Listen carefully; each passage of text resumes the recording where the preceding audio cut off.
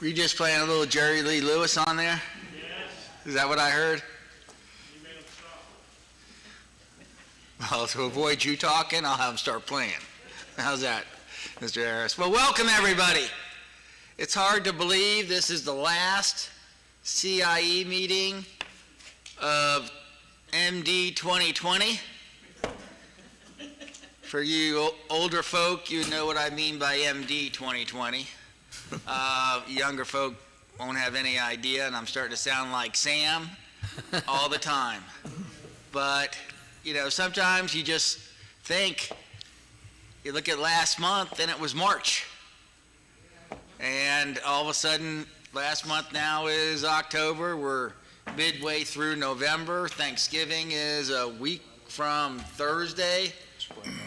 And this year is going to be in the books. And I hope 2021 will be a much better year for everybody. But this will be our last one for this year. The last two meetings, 2 or 3 one-day meetings. I have to congratulate our staff. They're home and they're back in Tallahassee, still in their PJs, with their pink rabbit slippers on. But you all did a great job. Doing the one-day agendas are grueling, and especially to my fellow commissioners, it is tough to do a one-day meeting. Oh, yes. I mean, we used to do those decades ago, and we would start the day one meeting, then go into day two. We would never split it up. And we're just trying to get it all done in one day. It's tough. I'm glad we're back to the 2-day, and let's get rocking and rolling. And I'll call the meeting to order on this day, November 18th, 2020. That was a Freudian slip. I'd like to call this meeting to order here at the Mission Inn in the metropolis of Howey in the Hills, the Commission for Independent Education meeting. Ms. Hood, roll call. Mr. Cressida. I'm present. Dr. Kinsey. Present. Mr. Williams. Lynn O'Hara. Here? Ms. Bradley. Here. Dr. Monte. I'm here. Mr. Wagner. Okay, thank you, ma'am. We're not going to do our normal welcome as we usually do, but do I have a former military person out there in the audience? Please rise and lead us in the Pledge of Allegiance.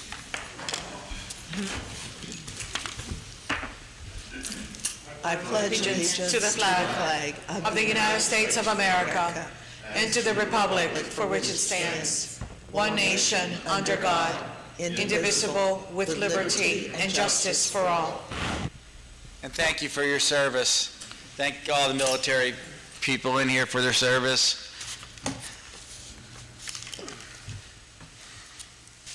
Okay, so we're skipping the introduction to visitors. The chair will entertain a motion on the minutes. So moved. Second. We wanted to do it together because we decided that we're going to misbehave. Dr. Kitchen and Dr. Matos, and a second by Ms. Mulheron. Mr. Chair, Dr. Kitchen says that he and I need to misbehave today. That's what he said. And you all will be leaving early. So, Let's start. is there any discussion about the minutes? Hearing none, all those in favor signify by saying aye. Aye. Opposed? Motion carries. Thank you. Reports, Mr. Ferguson? Yes, sir. First, if you would, you have it in your packet. Our report, financial report that you have there for the record, if you would accept that. Move to accept. A motion for the Student Protection Fund by Ms. Bradley. Have a second. Second. Second by Dr. Kitchen. Any discussion regarding the Student Protection Report? Hearing none, all those in favor signify by saying aye. Aye. Opposed? Motion carries. Also, Mr. Chair, if I might introduce, for those of you who don't know, we have Ms. Jenna Parton, who is the general counsel for the commission, with us today. Risa Rudolph, who's assistant executive director, Joey Smith, Brandon Elridge, and Mr. Victor Sori over with our webcast. Ms. Susan Hood is my assistant, and those of you who don't know, I'm Sam Ferguson, so executive director. And again, I would say, Mr. Chair, that the staff, given the circumstances, this past year has been challenging. So the staff, though, has stepped up. Hopefully by January we'll have a full house again. That's our plan. Also, Bob, I'm not sure how it works with your pro bono for the bar, but Mr. Harris will be cleaning the podium today for us. Pro bono. I thought you said pro bono at the bar. He was buying drinks at the bar. But You have a can of Lysol with you? I would ask that if you have information regarding your school or any information that you'd like to get to the office, please send that to us. It's very difficult, especially now that we are limited, try and get any material back from here. So we have the method by which, when it comes in the front door, we log it in. It becomes part of our database, and we keep up with it that way. So please, if there is anything, do that. I would say also that if you have not met any of the staff here, please, at a break, please do that. Since we didn't have introductions of visitors, we do have the Is your executive director microphone on? I'm sorry? Is your mic on? Yes, Okay, it's green. I'm getting texts from the outside saying they can't hear Mr. Ferguson. We have FAPS with us this morning, and at any point that they have the table out there, they have information, please. It's available to you. If you don't know who they are or what they do, please be sure and stop by the table and pick some of that information up. That's really all I have, Mr. Chair, at this point. We'll certainly be busy with the coming year. I know we're going to be having some rules meeting, Ms. Bradley, and we'll see what the future holds for our sector. It's going to be interesting. Yeah, based on the speaker's comments yesterday, if you're not paying attention to the political scene from a state level, I would suggest highly you do that to stay in touch, to know what's going on. You had some pretty strong words yesterday. So I'm not saying that it was negative. I think it's very positive that they're looking at higher ed. But I would pay attention, and I'd also pay strict attention to what's going on the national scene, and also with BDR. BDR has been on the books now for 5 years, and that kind of opened the door to take a lot of schools out. That's right. So it's not a new law. It's been there. I would go back and pay attention to it. Be a student of your industry, pay attention to what's going on, both from the state standpoint and also for the national standpoint. We have Representative Latvala, who's in charge of all education. Is that correct? And so, he has an open mind, but just please make sure that you are staying in touch with what's going on politically. Our main focus, of course, should be our students, always should be our students, We up here, we're appointed to follow the statutes and rules, but at the end of the day, we're here to protect our students. You're here to protect the students, and please make sure that you don't get blindsided. So, One last thing, Mr. Chair, if I might, to follow up with your comments, the commission, just for general information, the commission staff did donate to Wreaths Across America to the National Cemetery in Tallahassee, so we sent wreaths over there. And I would encourage anyone that is familiar with that. It's a great program, and I understand that Arlington, they have decided that they will go ahead and this year do the Wreaths Across America in Arlington also. So it's okay. Very good. Legal counsel? Nothing to report. Nothing to report, so we're ready to rock and roll. Let's get started. We're going to move from your expanded agenda, page 30, number 2, Concord. We're going to move them to A, so we can take them at one time. So we'll have a Concord 1 and a Concord 1A. Is there anybody here from Concord?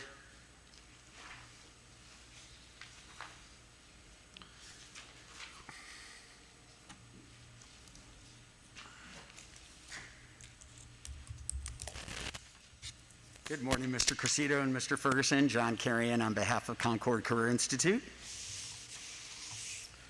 Bob Burnfield with Concord Miramar. Sam Lynn, Concord, Orlando. Can you say that again? I'm sorry, I missed that. Sam Lynn, Concord, Orlando. Okay, so we have those two Concords on, we'll take them together. Are there any questions about Concord? Mr. Chair, the recommendation originally was for annual license. Changed that for both to license by means of accreditation. Move to accept staff recommendation for LBMA. I have a motion by Nancy Bradley, Second. second by Ms. Mulheron. We're in discussion. Kudos to y'all. You did a fine job in turning things around. Yeah. This was all before John came back, of course. Thank you. You guys have done a good job and have really turned things around, so my hat's off to you. Thank you, Mr. Cressito, Mr. Ferguson. We appreciate it. Okay, is there any further discussion? I would say it's a great example of keeping the commission informed. John has done a great job in keeping up with what was going on and contacting us to let us know. And if all schools would do that, it would make it so much simpler. We appreciate the relationship. Okay, any further discussion? If not, I'll call the question. All those in favor signify by saying aye. Aye. Opposed? Motion carries. So don't forget off of page 30, number 2, to take Concord off, because I'll forget. Oh, John's wiping. Good job, John. Bob doesn't have to do it all himself. You can leave now. Number 2, International Institute of Orthotics and Prosthetics, Tampa. Move to accept staff recommendation, Mr. Chair. A motion by Dr. Matos, Second? second by Ms. Bradley. I thought I saw Mr. Harris. Yeah, Mr. Harris is up there. Is he representing him or cleaning? Mr. Would you Chair, I like have, to introduce yourself for the record, Mr. Harris? Mr. Chairman, Bob Harris on behalf of the International Institute. The president apologizes, could not be here today. They actually have a graduation scheduled today. And so with the dining, and so that's the reason why they couldn't come. So anyway, they just apologize for not being able to be here today. Okay. Mr. Chair, I have a quick question, and I'm not sure, Bob, if you can, if you can help me answer it. Probably not. Because I wanted to know a little bit about the relationship that they have with FIU in the program, but then I also saw a letter from FIU relinquishing another program, but then still saying that another, so anyway, I got confused with the letter as it regards to the application per se, and I just wanted a little bit of, brighter light on it. I do remember being here when the school first came up and that was questioned, and so I'm not sure what the answer to that is, but I will make sure that the president gets that information too and gets it out to the commission so they can get it to you, what that relationship is and about that letter. But again, I'm not sure, but I'll make sure that they get that information to you, what that Okay. relationship is. But then as far as the program is concerned, the program is still part of the institute. That's my understanding. Okay. Okay, so we'll make that as a contingency, just a letter of Yeah. clarification, to be submitted. Yes. I would appreciate it, yes. Yes, ma'am. Thank you. Okay, is there any further discussion? Hearing none, all those in favor signify by saying aye. Aye. Opposed? Motion carries. Thank you.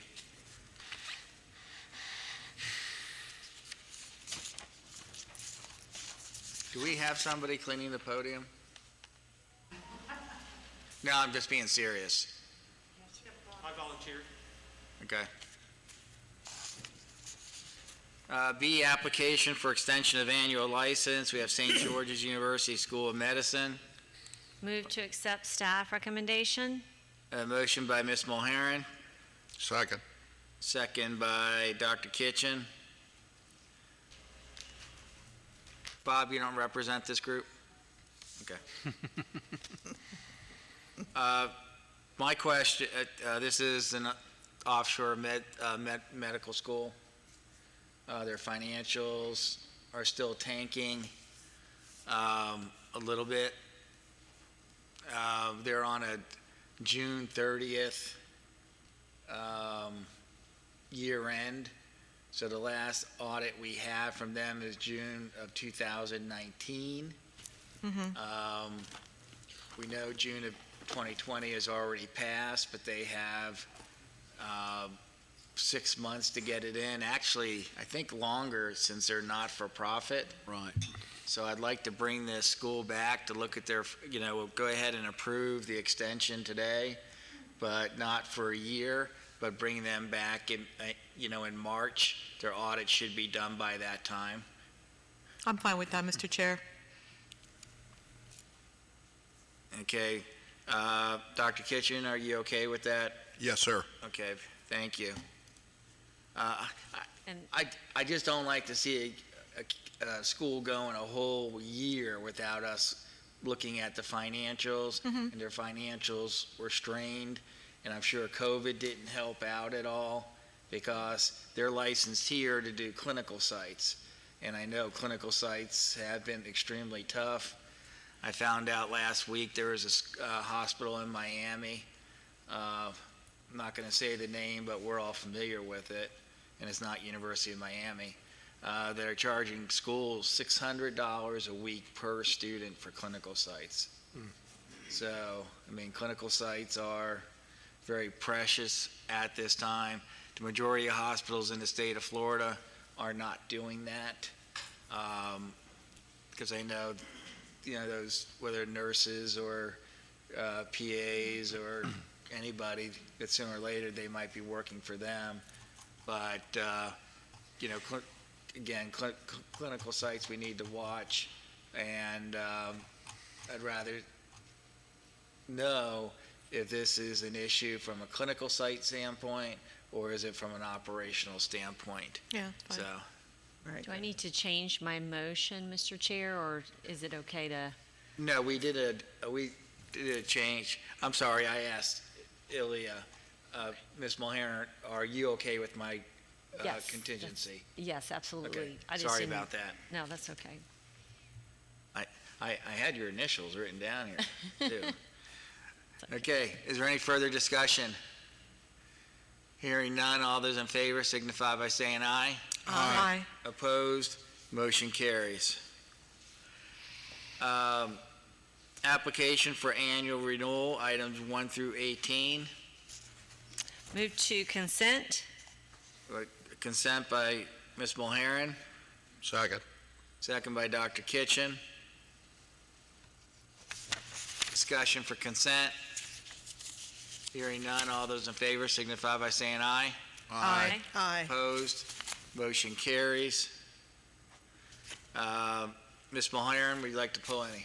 Yes, sir. Number 6 and 7. 6 and 7. Dr. Matos?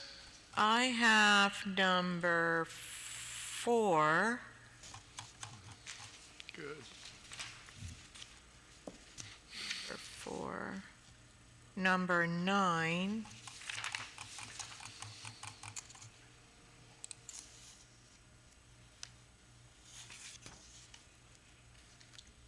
Number 13.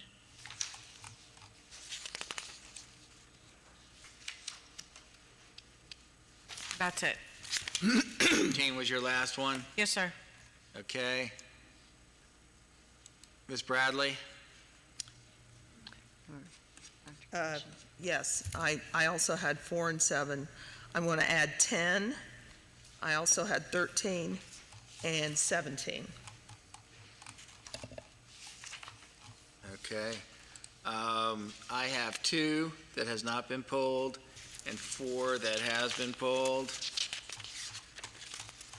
Give me one moment, please. Dr. Kitchen. Oh, Dr. Kitchen. Did I forget Dr. Kitchen? Yep. Not in your fondest dream. I'd love to do all the odd numbers past 17, please. Otherwise, none. Okay. He is misbehaving, Mr. Chair. Yeah, he's starting to. He told me. Bad Santa. Let me just check to see if I have any others.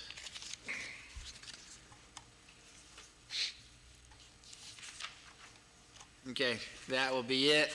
So for approval, we have 1, 3, 5, 8, 11, 12, 14, 15, 16, and 18. Is that Move to correct? accept staff recommendations. A motion by Ms. Mulheren, Second.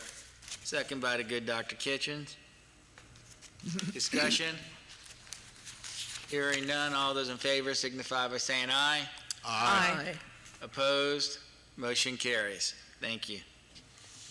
Nancy, I don't want you to take offense that I'm not looking at you, but I have a crick in my neck, and it's tough rotating. Oh, that's fine. Okay, so, You could just say my name and I'll know, okay, even thank if you're you. not looking at me. I just The feel only bad because I'm straining to look on this side, so I just want to make sure you didn't take any offense to that.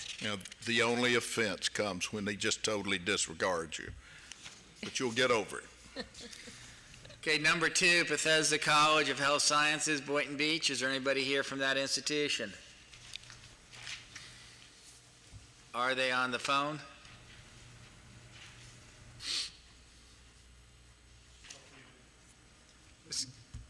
They're good? Good morning. I do. In this meeting, I'm going to stop looking at the roof when we have people that are on the phone because they're not in the roof. Are they on or not?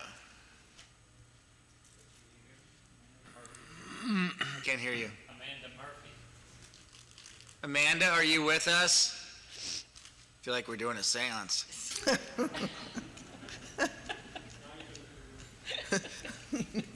Take yourself off of mute. You're among friends. You getting anything? Okay. Well, my question was just a simple question. Was this part of the merger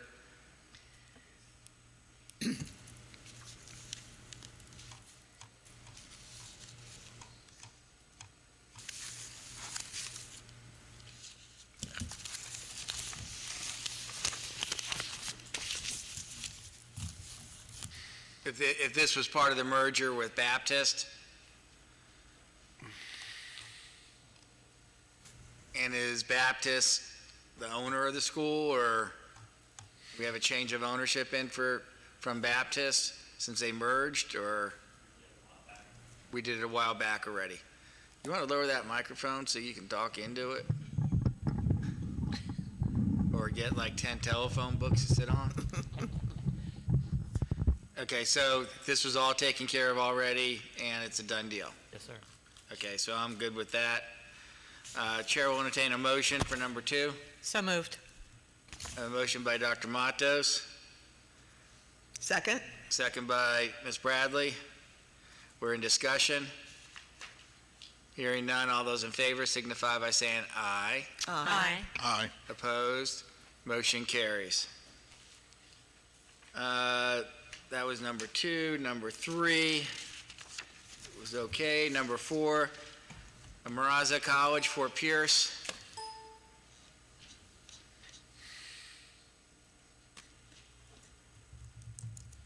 Do we have anybody besides Mr. Harris representing the school today?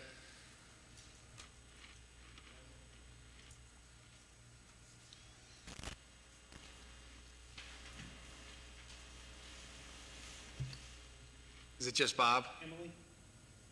Okay. I thought that might be on this morning, Mr. Chairman, but apparently haven't made the connection. I understand they were registered, but they may not have made the connection. Okay. Okay, go ahead, commissioners. Hi, Nancy, you want to start? You, be my guest, you were first. Thank you. Thank you, Nancy, for giving me that opportunity. You are welcome. Mr. Harris, there's no one from the school? Again, I thought they were going to be on this morning, but Dr. Razafikli, but yeah. I can answer any questions you might have. My concern, most than anything else, is the, how can I say, the perceived report on, or the perceived, how can I say, delay in pursuing programmatic accreditations. I don't see the institution has several programs that must be programmatically accredited. We don't have a breakdown of enrollment by program, which I would like to, if there's any consensus that it's very important for us to get that breakdown, specifically when we have programs that require, in order to exist as a program and graduate students, programmatic accreditation. So we have that delay, obviously, plus, more than anything else, the other delays in all of the other existing nursing programs. And then we have new applications for new programs that fall into that same discipline, if I may say. And I'm just putting it out there, that's all. Nancy, your turn. Mr. Chair, am I good? Yes, Okay. please. Thank you, Dr. Montes. I have the same concerns regarding the accreditation and the sense of the student protection, I guess, is what I'm thinking of with regard to the information that was in our packet regarding the whole encounter with the institutional accreditation process. So the school has had many, many challenges in that regard, and as we know, they have to meet that benchmark first prior to moving forward with programmatic.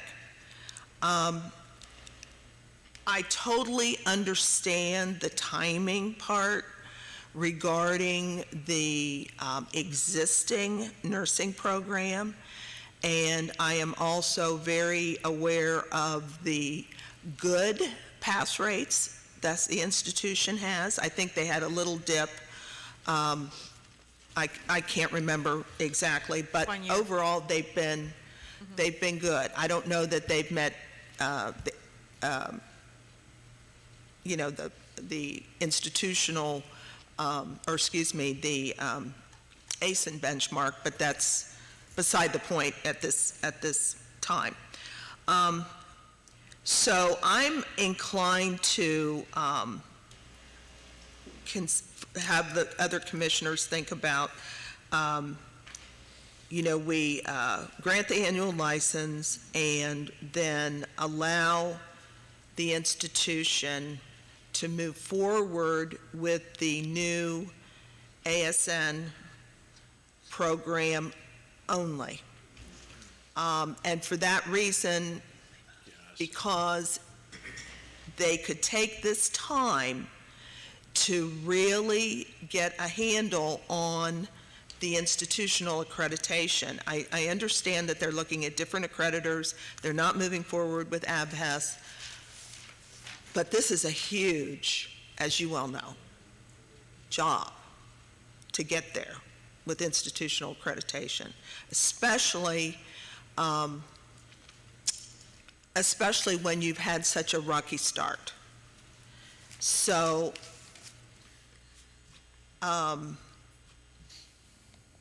that would be my recommendation. I think the challenges involved with the direct entry BSN and the family nurse practitioner, I mean, those are, especially the nurse practitioner, they already have a nurse practitioner program, and now they're wanting to take on another one. I just think just to give them the time that they need to really accomplish all this, this is what I'm thinking. So, and this is more general comments, it's not necessarily a motion at this point, but that's what I was thinking. Mr. Chairman, can I respond? Yes, sir. Let me make 2 points to both Dr. Matos and Ms. Bradley's comments about Emiraza. 2 things. Number 1 is Emiraza, as well as their sister school, was in the situation where they were ACICS, tried to work through that. I'm very familiar with the letter that ABHES wrote and the issues that they felt that they had structurally. So the number 1 thing that they have done to address the concerns expressed by this commission before, as well as seeing that letter, is they have made a number of structural changes to make sure that they can get to that point of being institutionally accredited and programmatically accredited. They've done a number of things. They've hired Audra McKinney, who you all well know, very familiar with this commission, and lots of things are occurring in terms of that structure to make sure that what happened with ABHES never happens again. They've hired former Florida Board of Nursing member Jessie Collin, who is the best of the best, was on the Board of Nursing for many years. She's now on staff to help focus this program exactly where they have. When we had this conversation, Mr. Ferguson expressed his concerns at the prior meetings. I sat down with them, talked to them about how things need to go, and they have addressed the structural changes in the organization in a tremendous way. And it's all been submitted to you all. There's other things that haven't been submitted, but the bottom line is they have done a lot of things, Ms. Bradley, to resolve those issues such that the ABHES thing would never occur again. They've also brought on Dr. Beverly Bonaparte, who you all know was with Chamberlain University for many years, and one of the most esteemed, recognized nursing experts in the world, part of their group, to make sure that that doesn't happen again. So they have addressed a lot of these things. They have put new things in place, not only for the associate program, but for the bachelor's program and for the family nurse practitioner. They have well-qualified people capable of doing those programs now. And it seems to me that because they've had issues with ACICS and they had to change course, and because they had a bad review by ABHES, which is really the only negative thing they've had, is ABHES came and said they weren't ready. That's the negative thing, which is not good, but it's the only thing, is they've made those structural changes internally so that they can get to that goal. There are a lot of students that go to this institution. There are no students I'm aware of that are kind of waiting for programmatic accreditation in order to be qualified to work. There's nobody in that category, but they do need to obtain institutional accreditation and programmatic. We know that, and they have changed the things structurally to get to that point. The associate program, the bachelor's program, and this family nurse practitioner program, the reason why they need all of those is because they can meet the needs of those students in their area and survive as an institution. If you just delay those things and just do the associate, when will be the time they could come back? Do you have to have a graduating class in 2 to 3 years and see how they do? Or do you, I'm not sure what you would wait for, but the bottom line is they have the system and the staff in place to do a good job with those programs. Now let me make a political comment. This is the second point. This whole thing about programmatic accreditation is, and this is a legal term, it's a legal term, it's an old Latin term, you may not have heard it before, but this whole thing about the legislature requiring programmatic accreditation for nursing is bullshit, and I apologize, but it is, and let me explain to you why I say that. As you all know, I was very much involved with the 2009 legislation when all the changes were made to the statute. The first thing the public institutions did in reaction to that was impose this requirement that all nursing programs become programmatically accredited. At the time, we didn't know this through the legislature. We didn't know it. But all public institutions were already programmatically accredited when they imposed that requirement. So it means the only institutions that were required to go through that process were the institutions licensed by this commission. The only ones. Knowing full well, and I got up and testified, House and Senate, that it was not possible, especially for schools that had not already been institutionally accredited, to obtain that point in 5 years. And Amaraza is a perfect example of that. I told them, if you're not already institutionally accredited, and nobody knew about the ACICS thing going to happen, but nobody knew that, there was no way schools could get through that process in 5 years. They ignored that, and they went ahead and passed it. The reason why I said it's not fair is because one of the programmatic accreditors in a deposition held a year ago, when asked, does programmatic accreditation increase the quality of nursing care? The answer was, well, I can't possibly answer that. And so this programmatic accreditation requirement that's been imposed, that's impacted Amaraza, that you're talking about, has nothing to do about the quality of nursing care or nurses. It's been imposed on the institutions in this state, specifically the ones licensed by this commission, as a barrier to any schools from going forward. It was clearly intended for that. That was the purpose, and it's had its effect. So what I'm saying to you is this. Please don't use programmatic accreditation and that whole concept that's been imposed upon our schools as a reason for denying schools to move forward. They have the funds to do this. They have a 17-to-1 ratio in finances. The latest test scores that they have for Amaraza for their current program is 94.4%. This last quarter, 94.4%.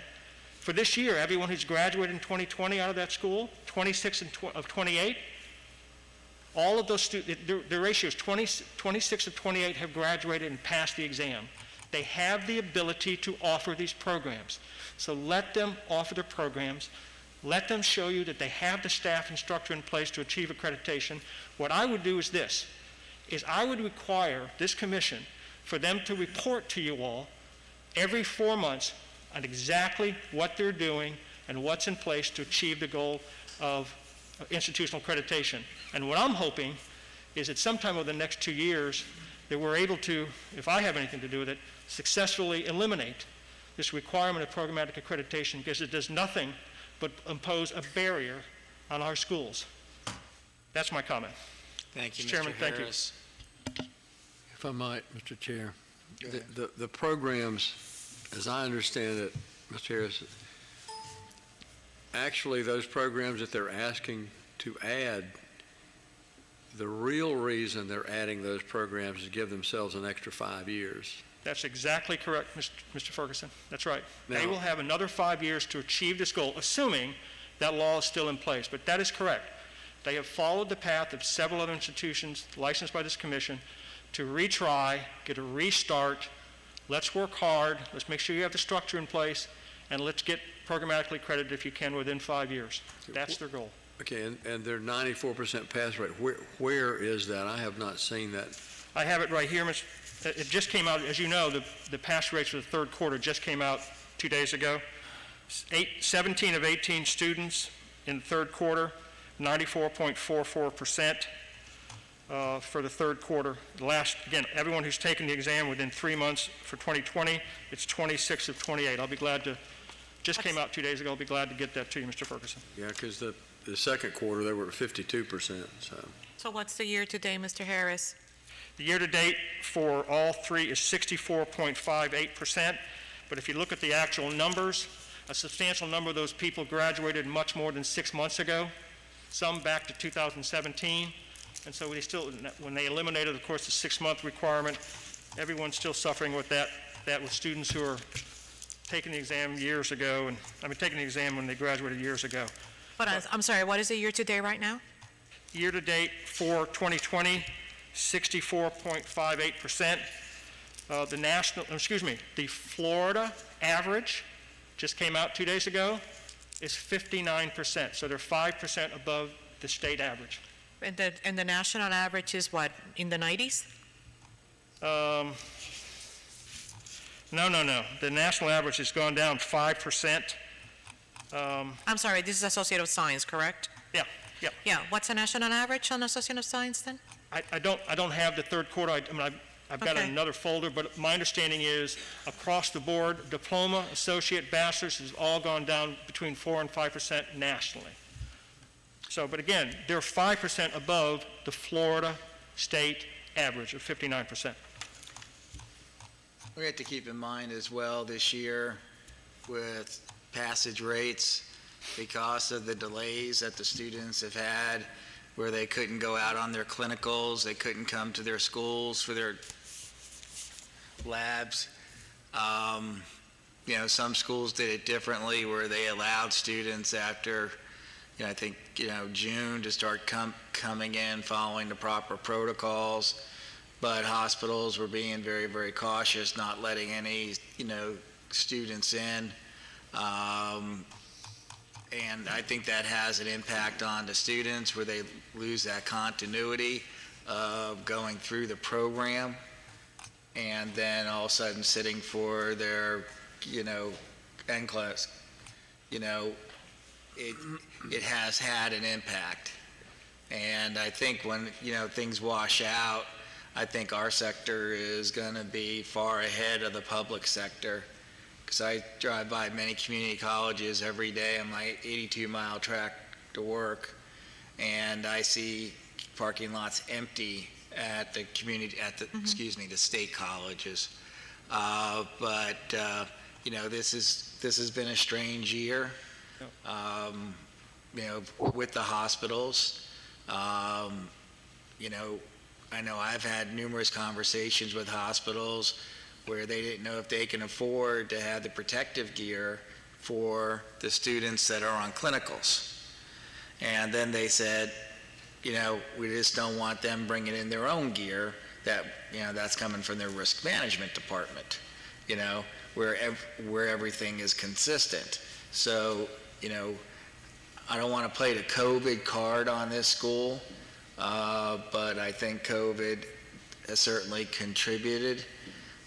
Conversations with many folks, they have brought in a very strong team, and in a lot of cases, they're not bringing them in as consultants, they're bringing them in as employees. And to me, that says a lot. Instead of just keeping them on as consultants, I think they're headed in the right direction. The folks that they brought in are top-notch folks from Chamberlain, also the nursing board, Ms. Kinney. I think they're headed in the right direction. Just to acknowledge, Mr. Williams has joined us. So, welcome, sir. Yes, Mr. Chair, and I do have some comments when you're finished, sir. Okay, so. Yeah, again, I understand about the nursing. Really, my concern is about, it's an overarching pursuit of programmatic accreditation, Mr. Harris. It's not necessarily just nursing. It's looking at the strategic plan of the institution. And we don't have it, But obviously, as you know, we get packages and we have a story, right? So based on the information that we have, the story that I'm hearing, quote unquote, is this pattern of delay, of not getting it in a timely manner. And again, I'm not specifically speaking on nursing. It's an overarching story, okay? Yes, ma'am, and I understand that, and that's why I recommended, I think this commission needs to have all the information it can, and that's why I recommended that they provide to you all regular reports about where this is going. I think Ms. Bradley made the point of what's going on to achieve that, and they have an obligation. It's currently the law today. It may not be the law 2 years from now, but it's the law today. So I think this commission needs to know exactly what's going on and the progress they're making towards institutional and programmatic accreditation. So I have no problem with that. Okay. Mr. Williams, you had comments, sir? Yes, Mr. Chair, thank you. I'm sorry I couldn't join you all today, but good work is being done here. There are a couple things that come to mind.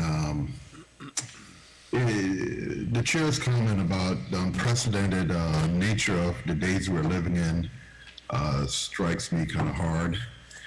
Mr. Harris's comments on the history of this particular legislation strikes me kind of hard. And as you guys know, I look for policy and consistency.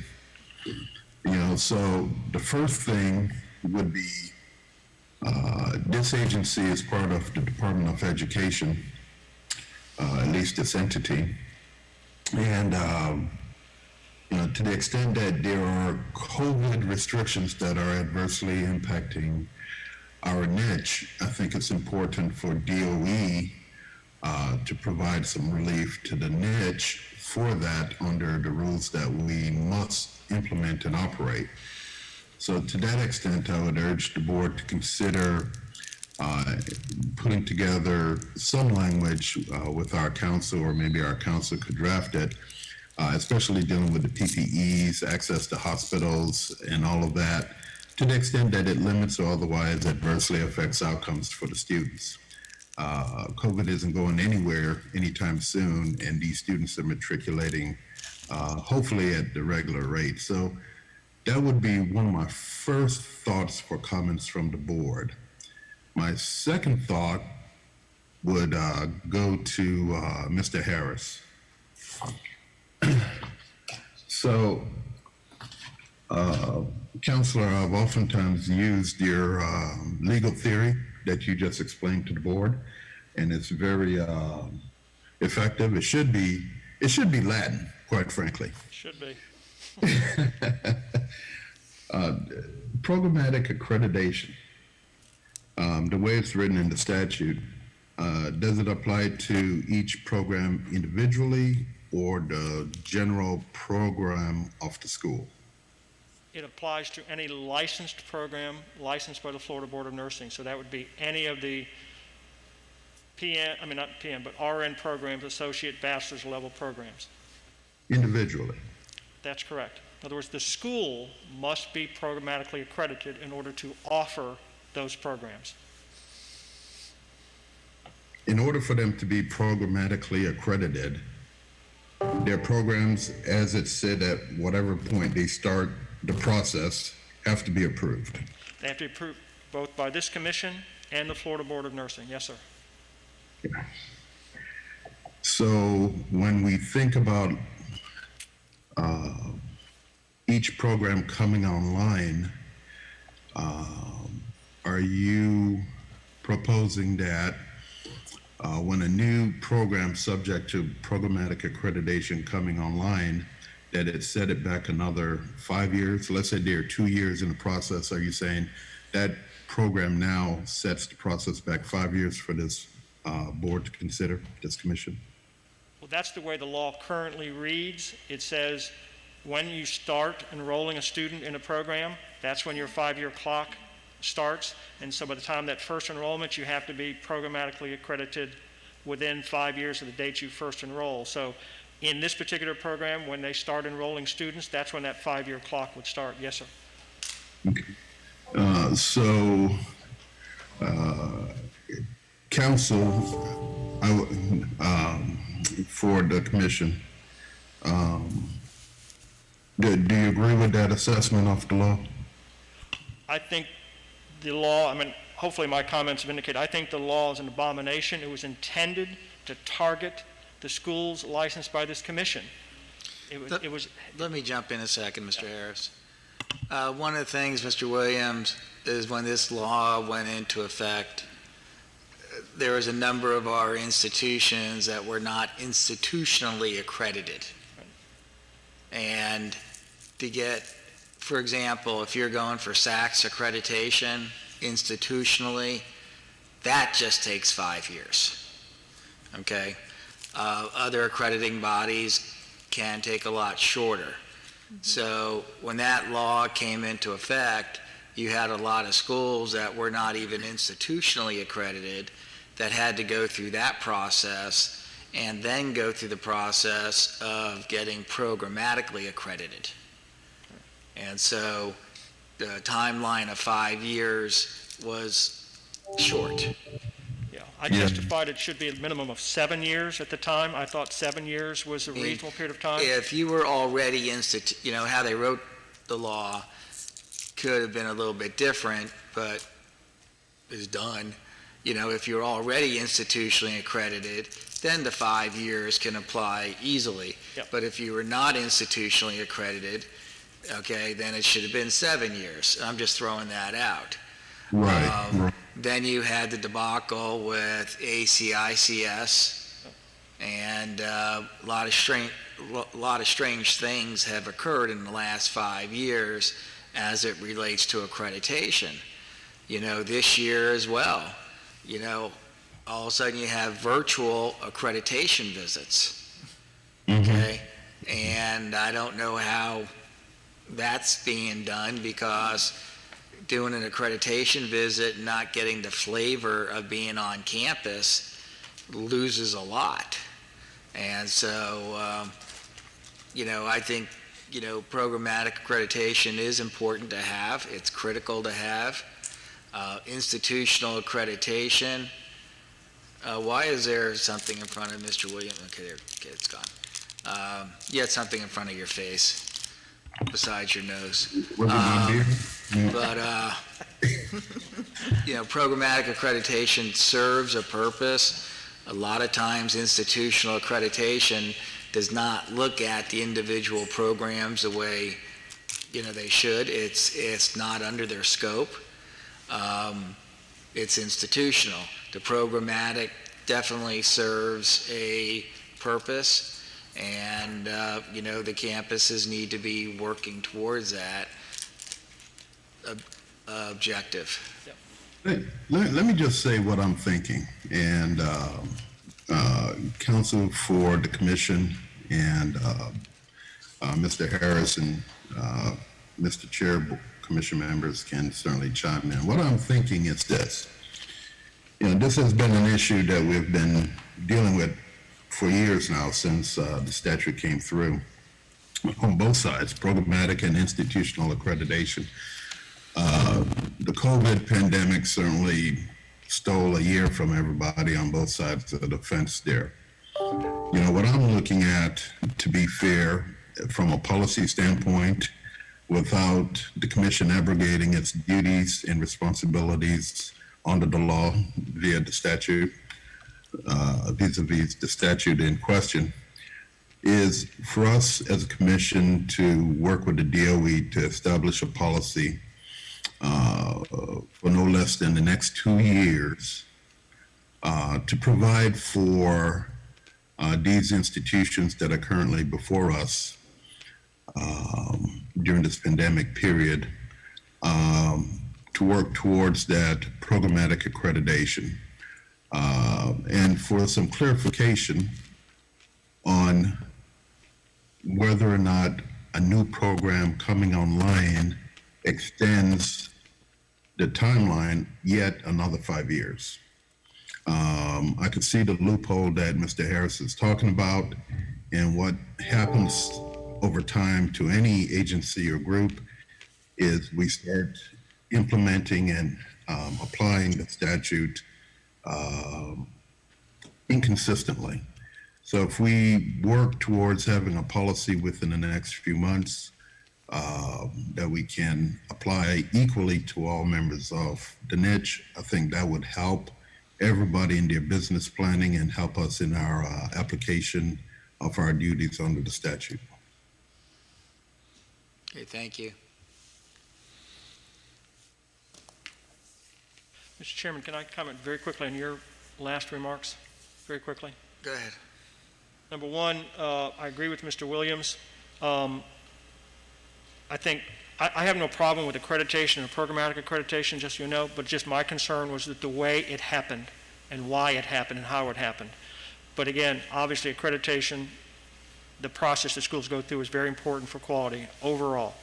The second thing is, you talked about the pandemic effects. Just so you all know, is we are currently in the process of trying to get legislation passed this year to kind of stop the impact for nursing schools because of the pandemic. You've got people sitting at home with their kids, distance learning, you've got no clinicals, you've got delays in testing, all of that. And so we submitted a letter to the governor and to Mr. Scott Rivke's, Florida's health officer, trying to find some way to do that. The reaction of the Florida Board of Nursing was, we'll take it on a case-by-case basis, a school-by-school basis.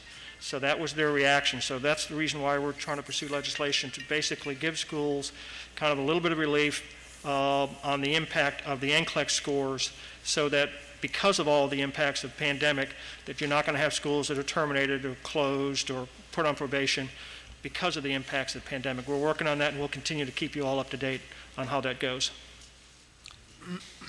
Mr. Chair, Yes, ma'am. thank you.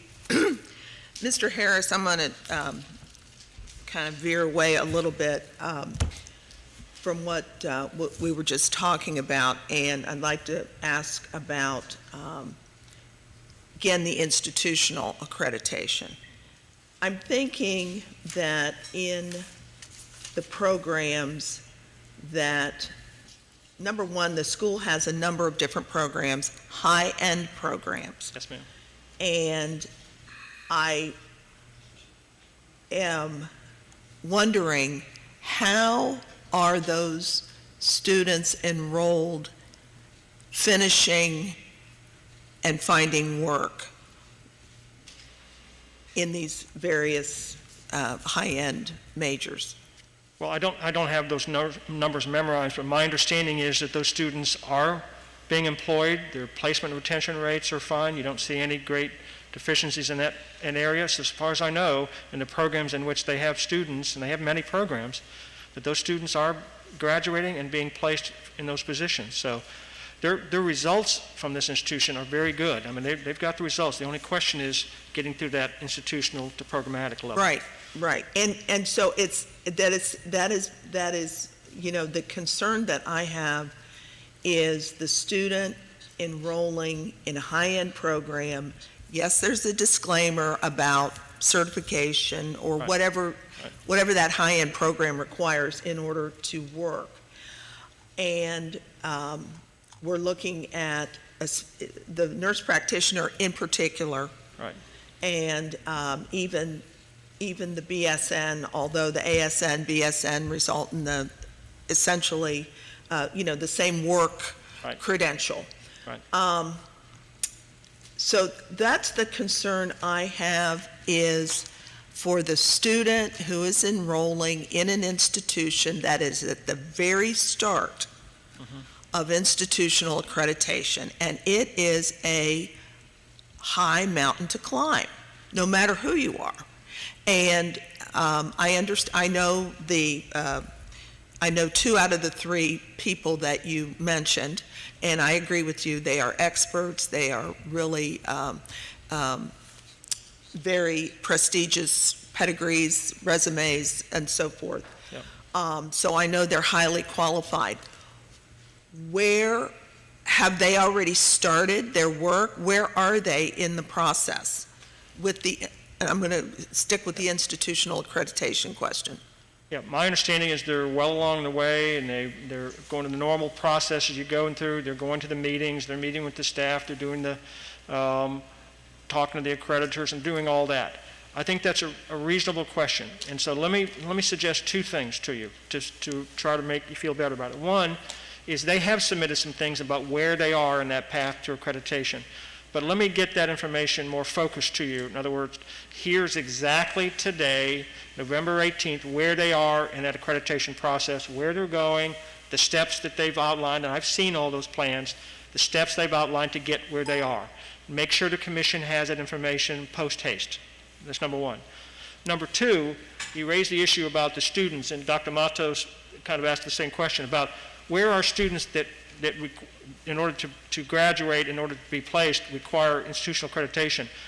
Let me make sure, I think it'll take a few days, but the institution go program by program to tell you how many students they have enrolled, where they are, does it require institutional accreditation, in other words, where they are in that process. Because if there are students out there and they're not going to reach that goal, then I'm telling you, I believe that's a problem. Or whatever the criteria is for that program. Right.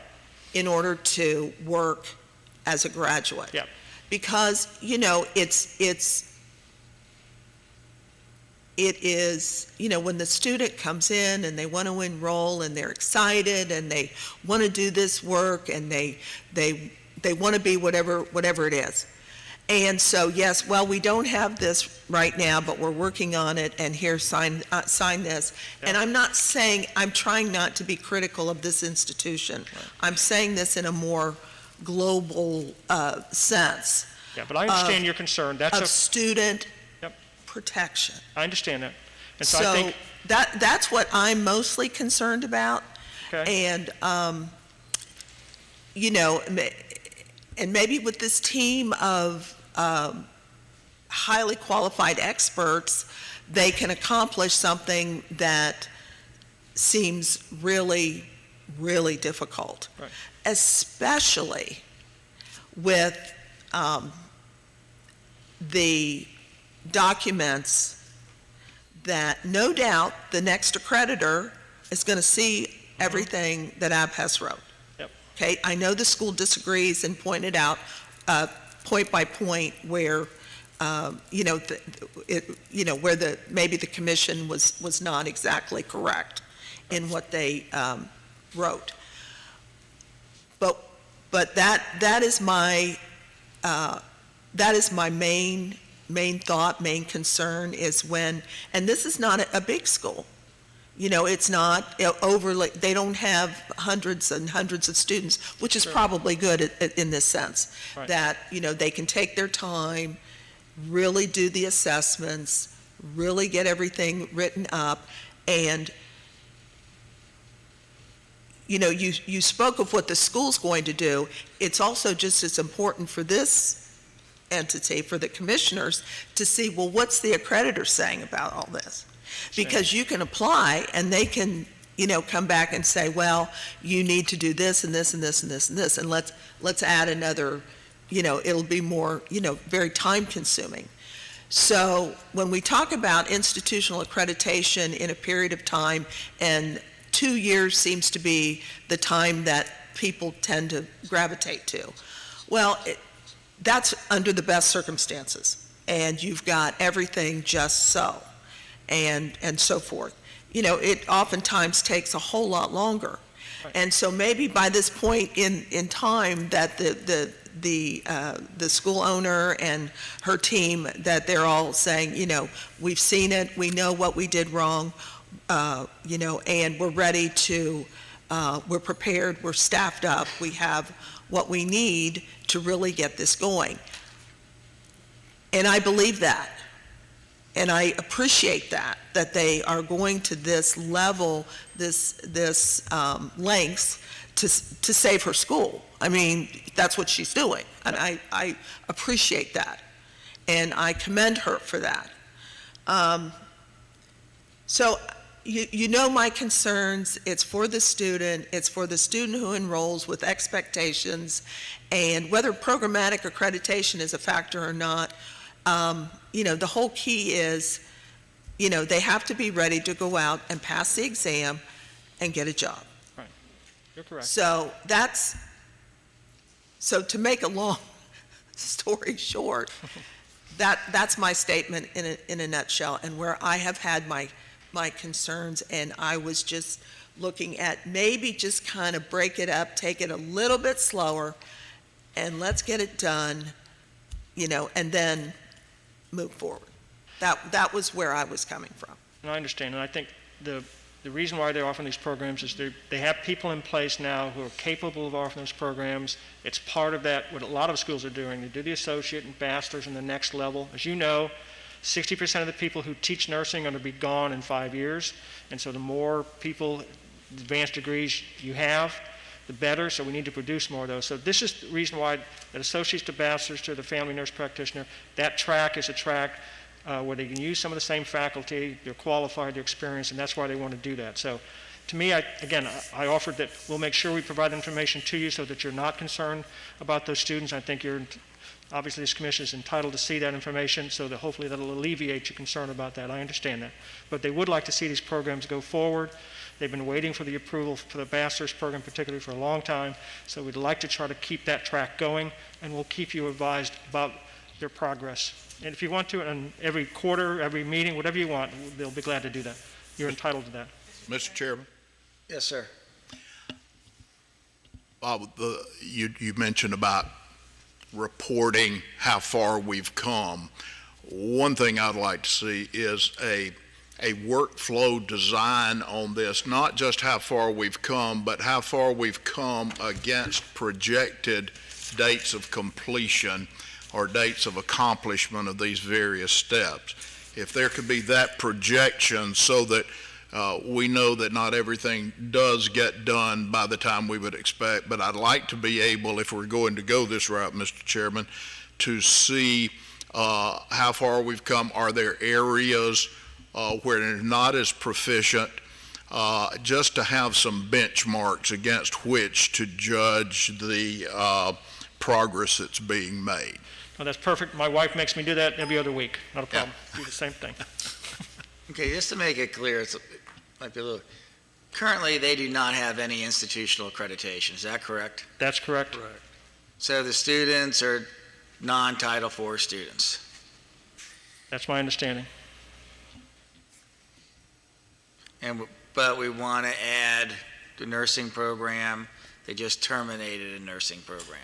Is that correct? They haven't terminated a nursing program, but that will probably come to an end. Right. That's the loophole that Mr. Williams was talking about that we've faced before on this commission. So at this point, we do not have a motion. I would entertain a motion at this point. If I might, Yes. Mr. First, and again, not this school, but to go back, Mr. Harris said that nationally, the average has dropped 5 points. Do you know why the average has dropped 5 points? Florida has dropped the average 5 points. Nationwide, we're the lowest. That's correct. Nothing to do with this school. That's correct. But going back to what you said a minute ago, and I'm not going to beat this to death, the legislature and the Board of Nursing looked at it and said, we have schools out there that have 10, 12, 15, 25% pass rates on the NCLEX. They're not accredited schools. They have no programmatic accreditation. Therein lies some of the problem. But what I think that, and to move forward with this school, I think that I would ask that every commission meeting, every 2 months, that we get a progress report on this. The accrediting agency, and again, ABHES, those of you who have ABHES accreditation, it is one of the more helpful accreditors that we have. And to say that, and we beat this ACICS thing to death, ABHES would be more than happy to reach out and help them. But in order for that to happen, the school needs to say, well, you looked at this wrong, you looked at that wrong. What they need to say is, give us a hand here and show us what you want. And fix it. And, Yeah. yes. I understand. And so if we could get a report for every commission meeting it doesn't necessarily have to come to the commission, but I would like staff to have it. I'd like to see it, see where they are. And as Dr. Kinchin mentioned, show us from soup to nuts where you were, where you are, and where you're going. And what's missing, what's not been done. And we have, staff is more than experienced enough to take a look at that and see what they're doing. Yep. And We can do that. I would be more than happy to go along with where we are here. So that's staff recommendation currently. Yes, With that added as a contingency. but I'd like to have it let them every 2 months tell us where they are. Nancy, if you'd like to make a motion, go ahead. I will support the criteria Mr. Ferguson just set forth. I would say at this moment, just kind of based on what we've talked about, we certainly don't have the elements of the report set in stone right now. So whatever turns out to be included in that the commission, Mr. Ferguson and the staff works up, that it will be comprehensive, it will be in detail, it will include feedback from the accrediting commission as much as they can give, but like accrediting commission to state regulator, I would think there would be some good back and forth. Yep. So with that said, I would like to make a motion. I would like to add some contingencies to that, Ms. Bradley, Hold on a second. before. Yeah, I'll just move to accept staff recommendation. If I may, Mr. Chair. Go ahead. Then with that in mind, is there a way that, I know that we generally ask for reports on the pursuit of programmatic accreditation for nursing. Following up on Ms. Bradley's comments, for student protection, and in my regard also for student protection, but also for the institution meeting, its institutional goals, program learning outcomes, and student learning outcomes. And I'm using those terms because of the level of programs that they have. I would like in that report or whenever they come in, would like a report on the pursuit of programmatic accreditation for the anesthesia technology program, for the medical diagnostic ultrasound program, for the submission of documentation to the state, and optional pursuit of programmatic accreditation for the pharmacy technician program, and also for the physical therapy assistant program. Okay, you have not made a second yet. But my comments were going to be, for the proposed new programs, is why don't we take baby steps instead of going for the entire enchilada from a AS degree to a BSN degree to a master's degree, and at this point, just do the AS degree, see how they progress there, and then in 6 months, they could come back for the BSN and also for the FNP. That's what I was hoping for at the beginning, but I support that. So should I can change Go ahead and my rescind motion. your, I'll rescind the first motion and then make a motion that we move forward with the annual license and then accept the new program, the ASN only, to include all of the stipulations and contingencies regarding the reporting on everything they currently offer. go a second. I will second, but I still, for record, That's fine. I have those contingencies, but I do have a follow-up question, if I may, to Mr. Harris. Mr. Harris, do you know how many graduates we have currently in the current programs for the nurse practitioner program? No, ma'am. I'll find out. Okay. I mean, I understand that we want, Let's just see what their reports are, and Right. with the dream team that they've hired, Let's see the progress they make and the reporting that the commission gets back. We'll have at least three meetings during that period of time, okay? And if we feel satisfied in 6 months that they are doing what they're saying, then we'll go ahead and add the other two programs. And we are going to be adding all of the reports on the programmatic accreditation that I listed Yes, in detail yes, with students and graduates. yes. Very good. Okay, I'm good with that. I'll second it. Okay, is there any further discussion? Hearing none, all those in favor, say aye. Aye. Aye. Opposed? Motion carries. Thank you. Mr. Chairman, Commissioners, thank you.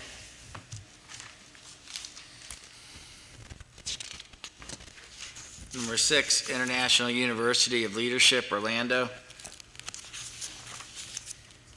Move to accept staff recommendation. A motion by Ms. Mulhern, Second? second by Ms. Bradley.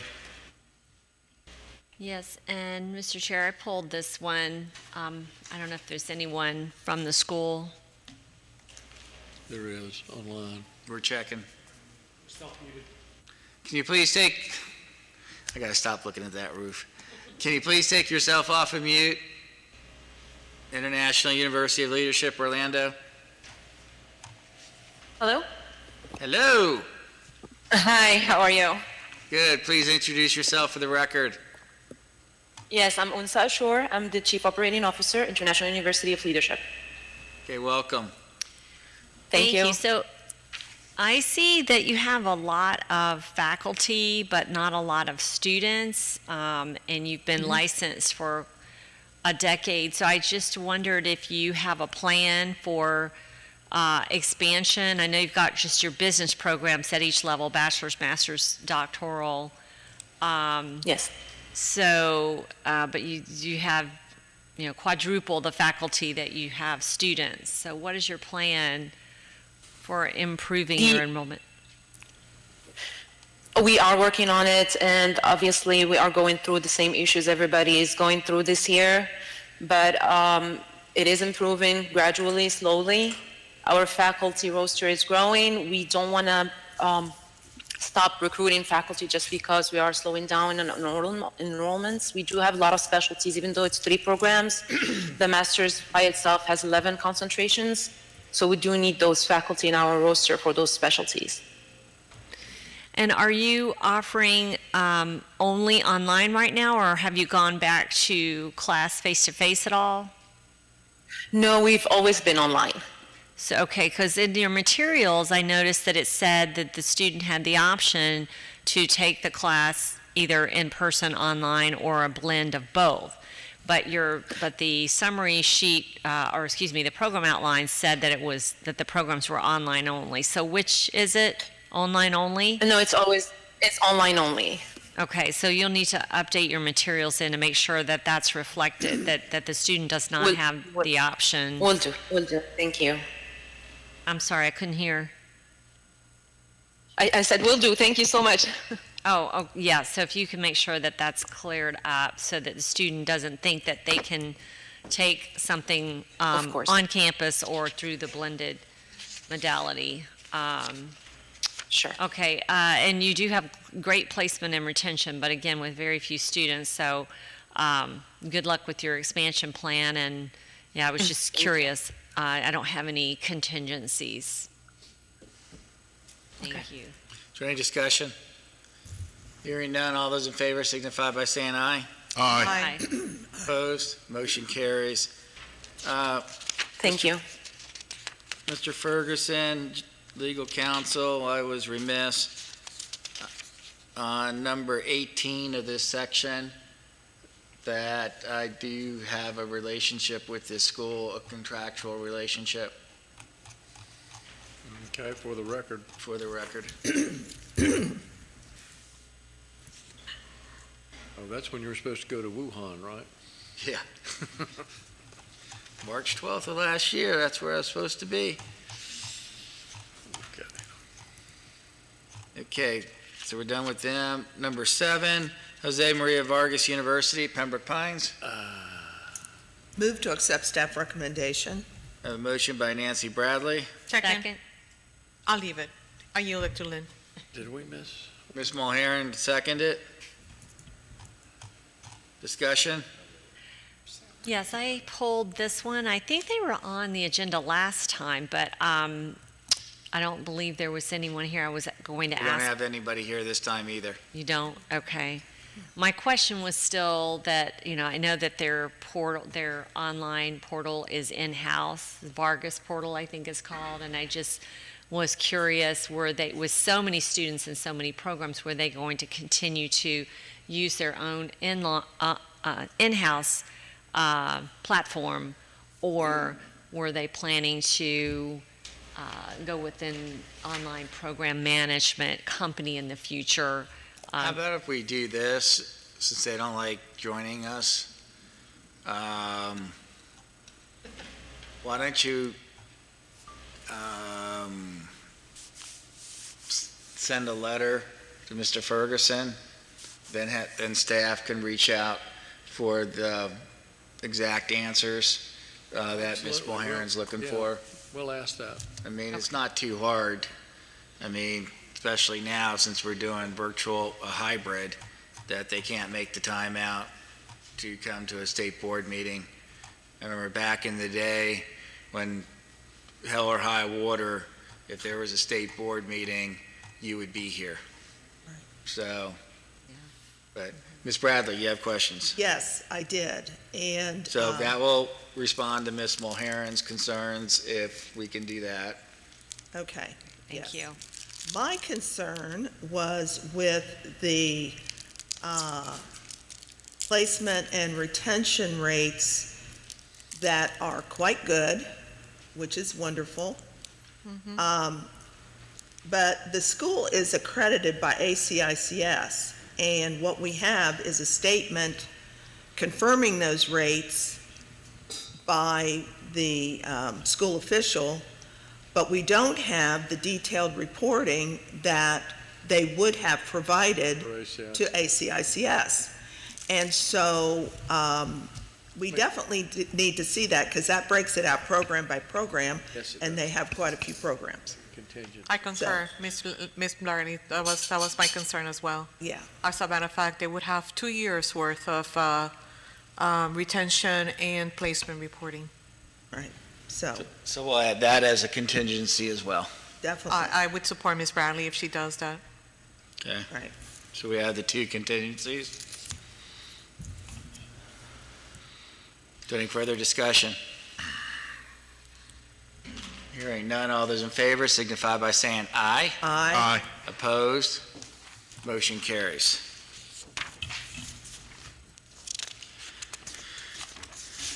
Number 9, La Esperanza Educational Services, Hialeah.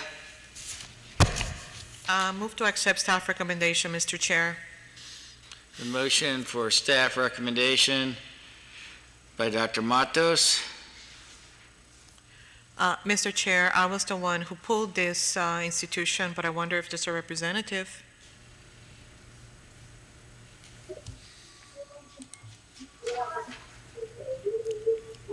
Yep, there are. Okay, can you introduce yourself for the record, please?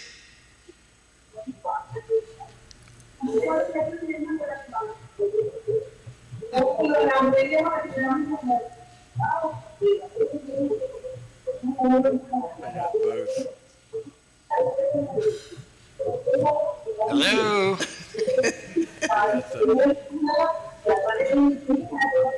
Maida. Well, Maida is her name. What's that? Maida, M-A-Y-D-A. Maida. They have the same issue that we have occasionally with both. so this is Maida Perez Pupo on the line? No? Are you on the line?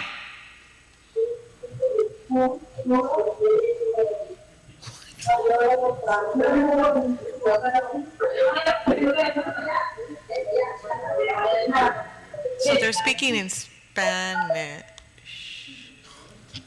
Do they know we're on? Do they know they're on the line? They're live at the commission meeting, and they're having this conversation?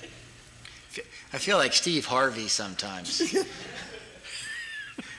Yeah, go ahead, ask your questions, then we'll Mr. just... Chair, I have questions, but then obviously I can make them contingencies. I see that the institution offers 5 programs, and they are reporting a headcount of 948 students. And I would like to know if that number is accurate. If it is accurate, with the number of programs that they have, they're also reporting a retention rate of 98.84, which, impressive. But I would like to get also added as a contingency, some sort of breakdown as to where are the students going. No kidding. My third comment was based on the patient care technician program. I was curious and I wanted to ask the institution if some of those students actually were taking voluntarily, as an added, the CNA testing exam. Those were my observations for this institution, sir.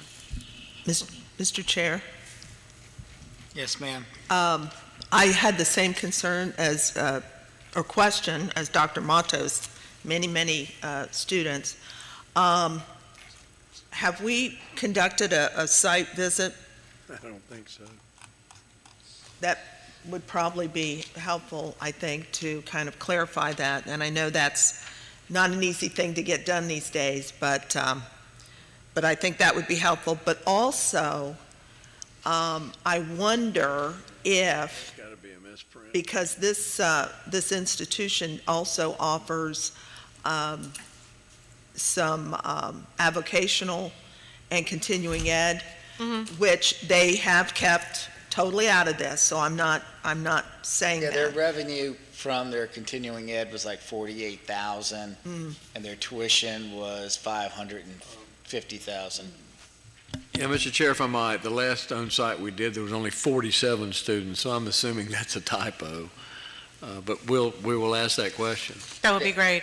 Yeah, Had 47 students last They time. had 900 and something students with revenue of 500 and something thousand. That wouldn't make, well, Yeah. the program outlines the That's a tuition. problem. That's problematic. I Yeah. mean, there's an issue there somewhere. Yeah. Yeah, but the we will- program outline, actually, the program outlines the tuition. Where are the program outlines? We'll add that as a contingency. We'll Yes, find out. please. I mean, the program costs that they have on the program outline it's not very high. Right, but still, for almost 1,000 students, to only have $500,000 in revenue, That's true. But something's anyway, amok. that's, those were Okay, we my, have our contingencies. I know Dr. Matos went first with her questions. Do we have a first and a second? Second? So Dr. Matos and made her contingencies along with Ms. Bradley, and I have a second by Ms. Mulheron. We're in discussion. Hearing none, all those in favor signify by saying aye. Aye. Opposed? Motion carries. Thank you. Number 10, Larkin University, Miami.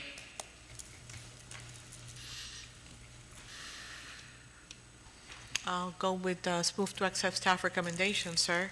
I have a motion by Dr. Matos, Second? second by Mrs. Bradley. We're in discussion, and there's somebody on from Larkin. Hello? Yes, hello. Good morning. This is Ruby Ettrick, President and CEO of Larkin University. And we also have available as participants the Dean of the College of Biomedical Sciences, Dr. Marty Eccles, and our Vice President for Finances, Alan Fessenden.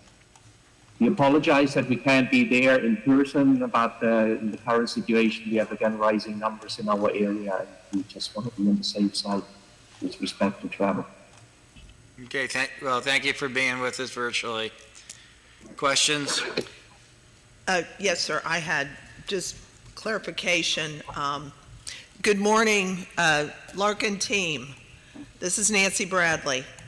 My question has to do with the online modality. Are you offering this in an asynchronous or synchronous?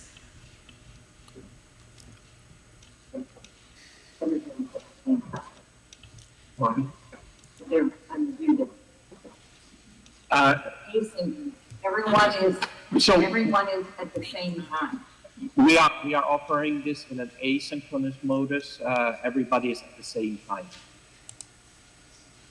I didn't quite understand that. Could you repeat that, please? We are offering that as in a synchronous modus. Everybody is at the same time. Okay, that means, like we have it combined, like in the classrooms, the same lecture that is broadcasted face to face is also at the same time broadcasted to the ones that are logging in via Zoom from outside or via Teams. We're mostly using Teams. Okay, so I'm hearing that it's synchronous and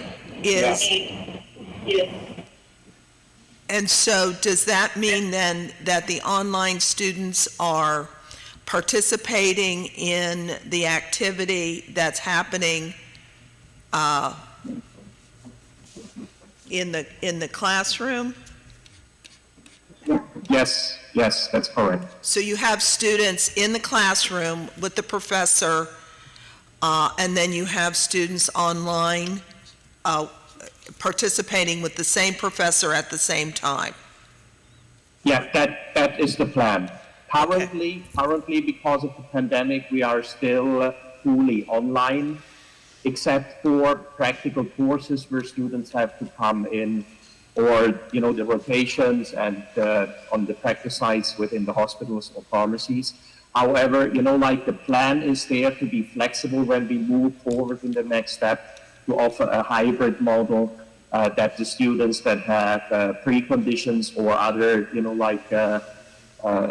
reasons why not to participate in class, that they can participate in this online program. Okay. Now, what are these online courses? Are you recording the class? Is there Yes. You are? Yeah. Okay, I think that's a good idea, because since you are synchronous, if someone has to miss for some reason, and that would apply to your on-ground students in the classroom as well, that they can go back and review, or review just to enhance. Yeah, that is true, and that is actually an advantage that we realized by what we learned now from our online experience, thanks to the pandemic, that this is an advantage for students that normally are on site, that the material then is always available. And also, you are working on accreditation, is that correct? Yeah, that is correct. We had last year submitted our SETS accreditation. We had our initial analysis. We were requested to update our accreditation, and we are scheduled for the board meeting next June for the decision for the candidacy visit that we expect to happen next autumn. Okay, well, we wish you... The situation allows. Yeah. Yes, we wish you well with all of that. It's a big task. And I trust that you're keeping Mr. Ferguson in the loop on how it's going. Yes. Okay, all right, thank you. I just have a comment to make, and I'm sure that this was an oversight by your CFO at year end. Very easily today, we can move you down to a provisional status because of negative working capital, because of your current ratio. In the future, your CFO should be looking at the financials much stronger. You're about $400,000 over. You certainly have enough cash on hand to pay down some of your current liabilities. So we're not going to take that action, but going forward, you need to make sure that you are planning out what you're doing at year end. to make sure that you have a ratio of at least 1 to 1. Because right now you do not. It's off by 400,000. You have $5 million in the bank. You could easily pay down something by $500,000. So we will let it go this time because of your cash on hand. But if it comes up again, we will move your status down to a provisional. Is there any further discussion? I do, sir. Yes, ma'am. Good morning. Good morning. I'm going to do a follow-up question on Ms. Bradley's questions on accreditation so that we are all very clear. You are currently pursuing institutional accreditation with SACS, correct? Yeah, that is correct. Okay, and let's see, you are working with them to make changes to which document due December of this year?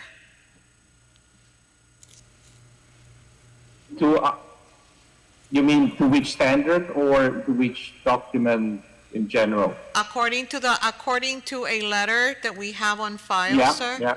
Yeah, there are some revisions that are due to SACS by December, and I'm kind of like a little bit unsure because I know that I know that letter was sent to ACPE, and then obviously based on that, you received some notification, good news as a matter of fact, on your pharmacy program, but I want a little bit more detail on exactly how you are, what is it that you are due, when are you doing, how are you doing completing those documents to be submitted to SACS by end of December?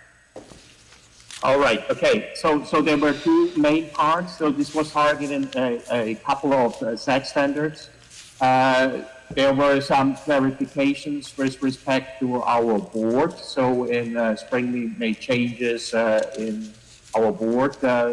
SACS there had or emphasized a potential conflict of interest with our chairman of the board at that time, who then resigned, and the board elected a new chairman to solve this issue. But we are now requested to hand in by December 1st material with respect to standards that are dealing with student outcomes and assessment, because we only in the pharmacy program, only this year, we graduated our second class. Right, we had the year before our first class. Now we want to had our second class, and what they were wanting is more, data, assessment data from student outcomes and placements, etc. Which when we submitted, because when we initially submitted, we still were just graduating our first class, so we didn't have that available for pharmacy. So these were more or less, these are the main areas of updates that we provide, with the updates in student outcomes and assessment now due to December 1st. I'm sorry, I heard you have students in the pharmacy program.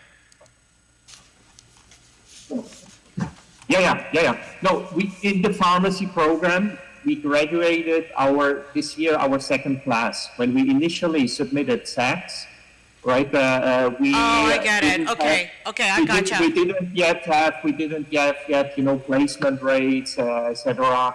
And follow up. Also, we only had one cycle with respect to being able to do assessment of our program, right? Got it. Okay. So they were requesting, like now an update on how the class of this year was actually performing. How how they are placed when they went, if we have feedback from them for the jobs, but also with our internal assessment of the curricula to update that for including the second class. Okay, all right.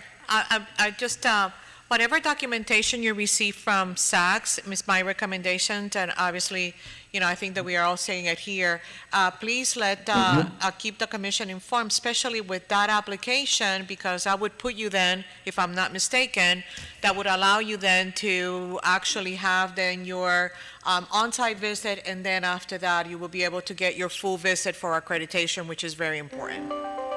Yeah. Okay, is there any further discussion? Hearing none, all those in favor signify by saying aye. Aye. Opposed, motion carries. Thank you for joining us. Thank you, and stay safe and healthy. Next school is number 13, San Ignacio University, Doral. Move to accept staff recommendation. A motion by Ms. Bradley, I'll second that. second by Dr. Matos. Discussion? Yes, Mr. Chair, I had asked for this school, but as I look over my information, I see that I have answered my own question, so I Okay, have very none. good. Any further discussion? No, I just had a clarifying question. This institution is affiliated with another entity in Peru, if I'm not mistaken, correct? I didn't see any kind of agreement. That's all. Okay, you would like to add that as a contingency? Yeah. Nancy, you okay with that? Yes. Okay, hearing no further discussion, all those in favor signify by saying aye. Aye. Opposed, motion carries. Then number 17, Utica College. 17. No, I'm sorry, not Utica. Westfield Business School, Doral.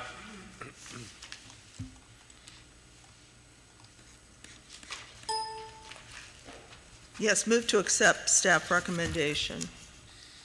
Motion by Nancy Bradley, second. Second. Second by Lynn Mulheron.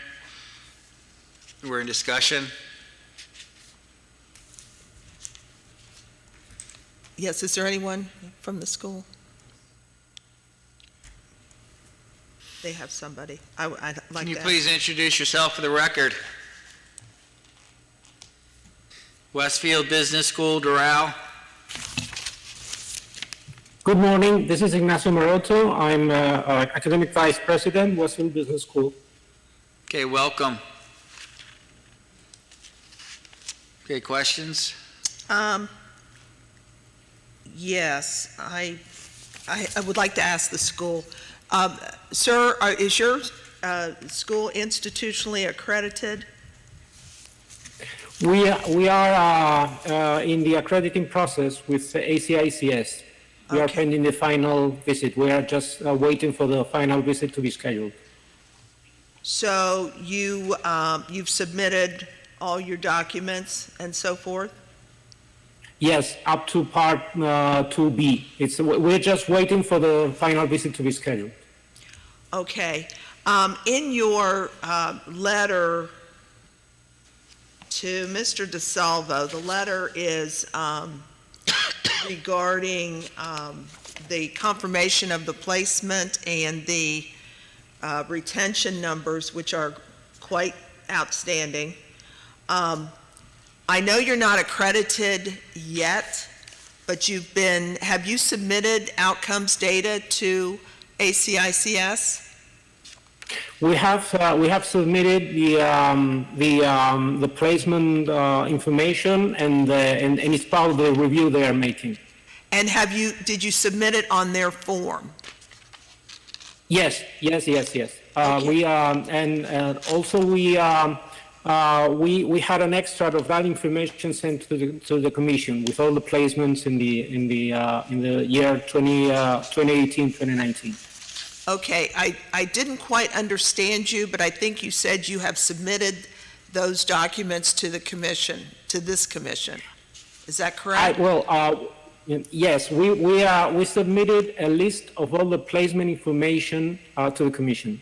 Okay, all right. That's what I was going to ask you for because we have just the totals in front of us, but so you have already fulfilled what I was going to ask you for, which was to submit the same documentation that you sent to ACICS to our commission.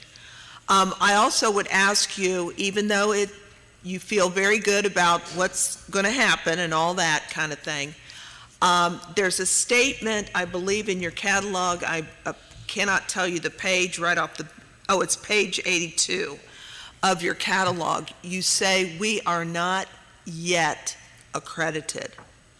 I believe you should just take that whole statement out, unless you just want to say we are not accredited, because it's giving the impression that it is coming quite soon. So you don't want students to get the wrong idea So if you would, as a contingency, I'd like for that statement to come out of the catalog. All right, no problem. We'll just clarify that we're not accredited. That's Okay. what we meant. All right, thank you. Okay, is there any further discussion? Hearing none, all those in favor signify by saying aye. Aye. Opposed? Motion carries. That will conclude that section. We are 50 minutes past the Judy Rogers rule, taking a break after the first hour, so we are going to take a 10-minute break. Thank you. Thank you. We talked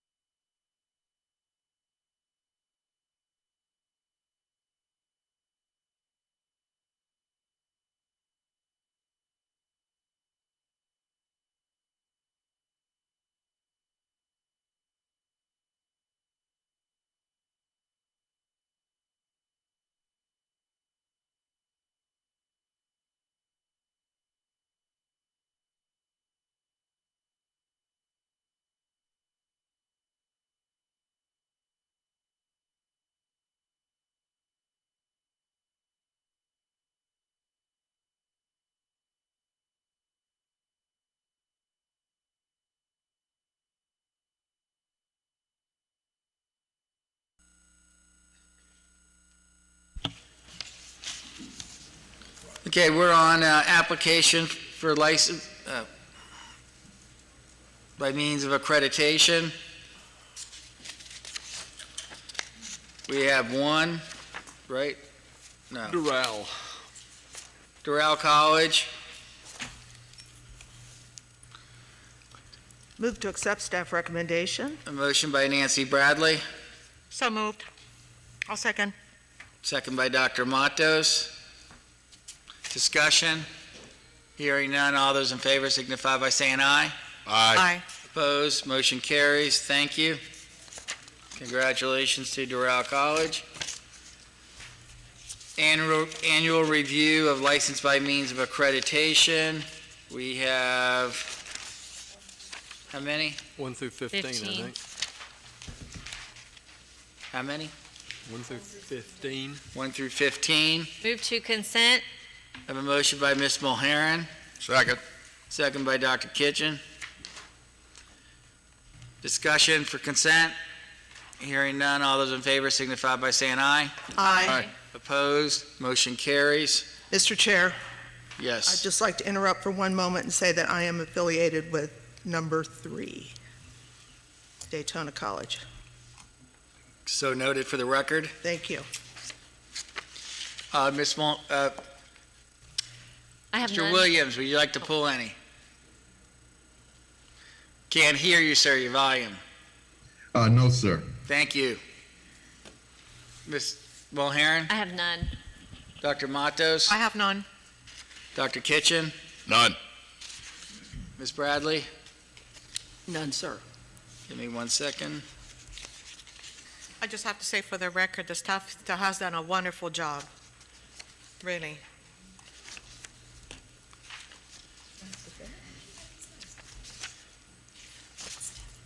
And I have none. Chair will entertain a motion for items 1 through 15. Move to accept staff recommendations. Second. Motion by Ms. Mulharen, second by Dr. Matos for approval of items 1 through 15. Is there any discussion? Hearing none, all those in favor signify by saying aye. Aye. Opposed, motion carries. Thank you. Mr. Chair, if I might, but one thing I forgot earlier today, looking at some of the schools here under this section. As you know, Carl left, and so our Sarah program, which comes under us up there, I'd be remiss if I didn't say that, turn that over to Risa and Jenna at a time when there were 44 schools that are coming up this next week for Sarah, and they have done an absolute outstanding job on that. It even took work during the holiday that we had to get everything completed, so thank you. Good job, guys. And she wore flip-flops. They spongy with a flower on top? Yes. Okay. Application for program approvals and modification, items 1 through 10.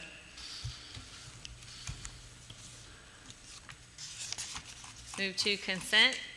A motion by Lynn Mulharen, Second. second by Nancy Bradley. Discussion for consent. Hearing none, all those in favor signify by saying aye. Aye. Opposed, motion carries. Mr. Williams, None. Ms. Mulharen, Yes, I have 3, 4, and 5, if we can take those together. okay. Same issue. Dr. Matos, I don't have any. Dr. Kitchen, I don't have any either. Ms. Bradley, Number 9. nobody wants to pull 1 or 2 for old time's sake? We can do that if you want. I mean, it will be, She's not paying attention.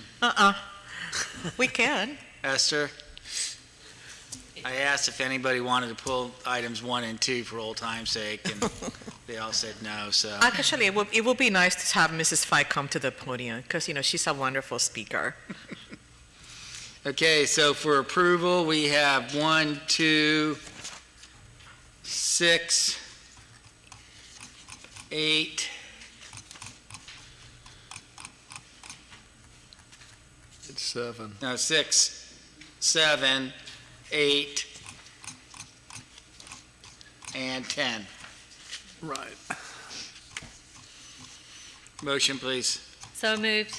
Motion by Ms. Mulheren, Second. second by Dr. Kitchen. Discussion, hearing none. All those in favor signify by saying aye. Aye. Opposed? Motion carries. Number 3, Yes, sir. Move to accept staff recommendation. hold on 1 second, please. Let me just get caught up here.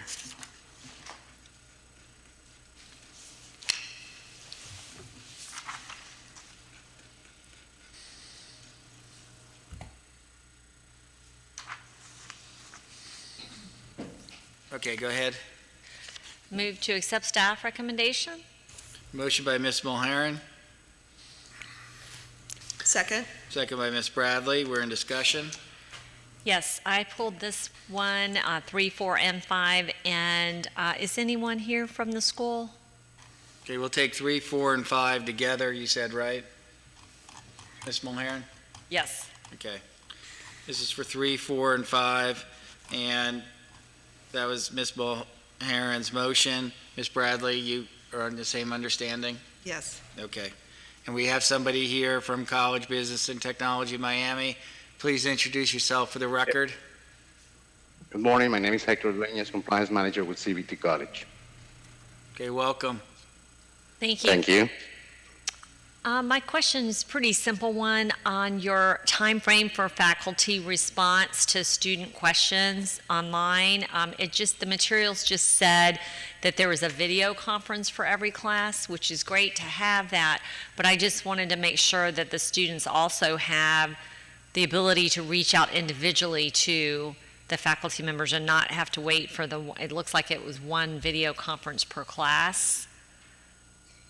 Well, not only that, we do have a video conference as one of the components that we expect faculty to comply with, just to give the students the opportunity of have that as close as possible to a real classroom environment while they are doing the online.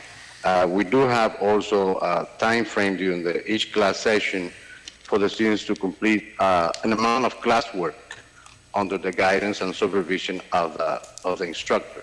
So there's time for them to have group discussions and exchange opinions with, get feedback from the instructor, get feedback from all classmates, and have that done. It's not just. Okay, it was a little difficult to hear or to understand, but I think I got the gist of it. So the student can reach out individually and within, say, a 24-hour time period, get a response from a faculty member? Yes, because they do have every faculty member as well as students are listed in the course on the LMS, so they have access to the email address of the faculty and get the response right there. Okay. And as most of these programs are hybrid, then they have a second day during the week in person with instructor in the schools. Okay, all right. Thank you very much. That's all I had. You're welcome. So no. Any further discussion? Just one. Go ahead, Mr. Ferguson. The, on your electricity technician, what do they do? What would a graduate do? You mean as employment or? Yes. Yes. Well, sorry. Well, we do have a diploma in electricity technician, which is basically a program, 24 credits, 8 months, that prepares the students for an entry-level position as an electricity helper, and it's mostly as a residential level, what they learn in that program. We do have a very high placement rate for that program, because there's a lot of demand of that type of training in our area, in South Florida. Okay. Do they, do they go as a journeyman or with? No, the journeyman is a license that is administered by the county. I mean, we enforcing them the idea of continuing the education. Many of them continue with us to do the associate degree, and then we suggest for them to get ready for the licenses once they meet the requirements of the county or the state. Okay, I guess my question is what you say in your objective is they can install electrical materials, fittings, boxes, conduits, panel boards, breakers, fuses, according to regulations of NEC. So if they complete your program, they can actually go to work doing that? Is that what you're telling me? Yes. Without any other certifications or anything else, they can go straight into doing basically electrical work? They need to work under supervision of a superintendent or a journeyman or a contractor. As we said, it's an entry-level position. Okay, I guess what I would ask you to do, if you would, is furnish the commission office, if you would, some examples of employment where these graduates are employed or have gone to work, and exactly what they're doing there, if you don't mind. I have, this is,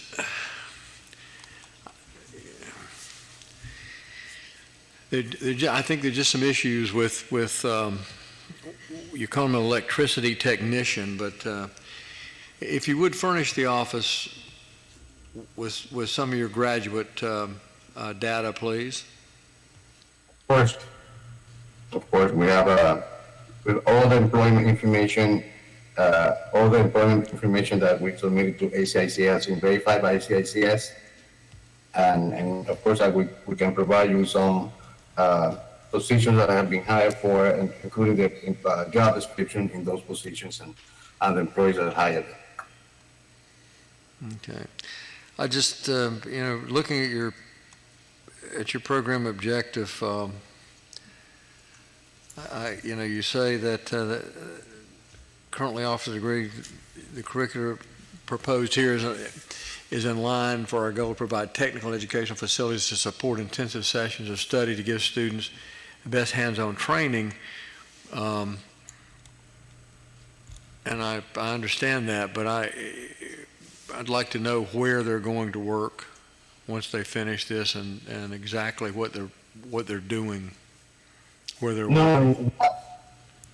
We have all that information. Is there any time frame you would like for us to provide that information from, or fiscal year?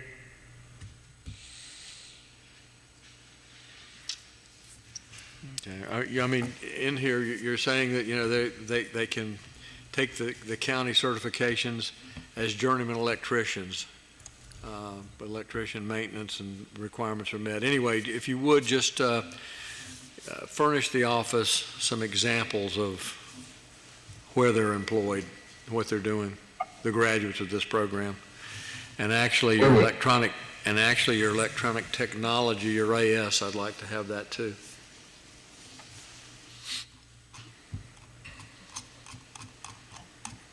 Okay, we'll submit information for the diploma and the associate. Ms. Mulheron, Ms. Bradley, you okay with those? Yes, sir. Recommendation from staff? Yes. The executive director, I apologize. Hearing no further discussion, all those in favor signify by saying aye. Aye. Opposed? Motion carries. Thank you. Thank Thank you you very for much. joining us. Okay, number 9.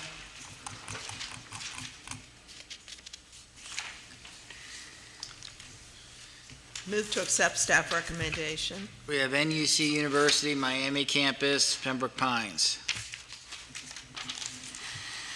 Motion by Ms. Bradley, I'll second that. And a second by Dr. Matos.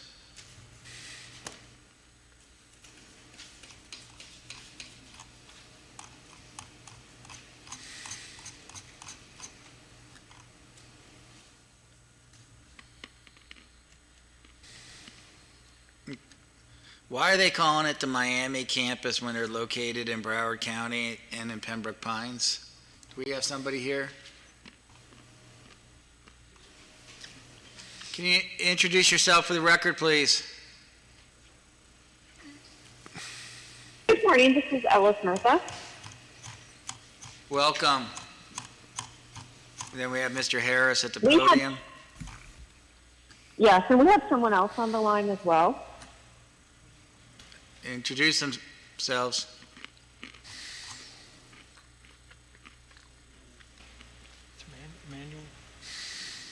Manuel? Yeah, Manuel should be on the call. Maybe he's having trouble with the connection. So in regards to the name of the campus, we recently were approved for a name change of that campus because it is in the Miami metropolitan area. Say that again? We thought that the name of the campus should be changed to include Miami since it is in the Miami metropolitan area.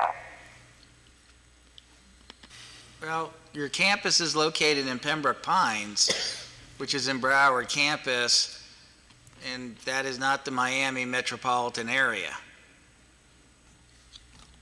That's kind of misleading. We did submit it to the CIE for approval, and it was approved. To who? Well, The CIE approved it. maybe we missed it the first time, but it's on our agenda, so if it's on our agenda, we can bring it up, correct, Counselor? Okay. So, I personally, I have an issue with that. I think that's misleading,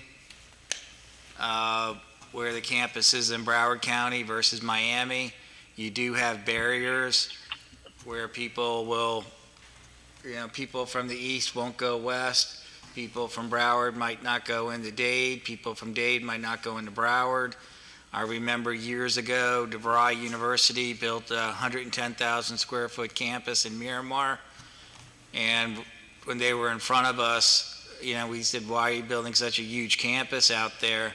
Well, we'll attract people from Boca Raton because of the Sawgrass Expressway. Well, people aren't going to go that far. There are barriers. So I have an issue with them being referred to as the Miami campus when it's located in Pembroke Pines. I think that's misleading to the students.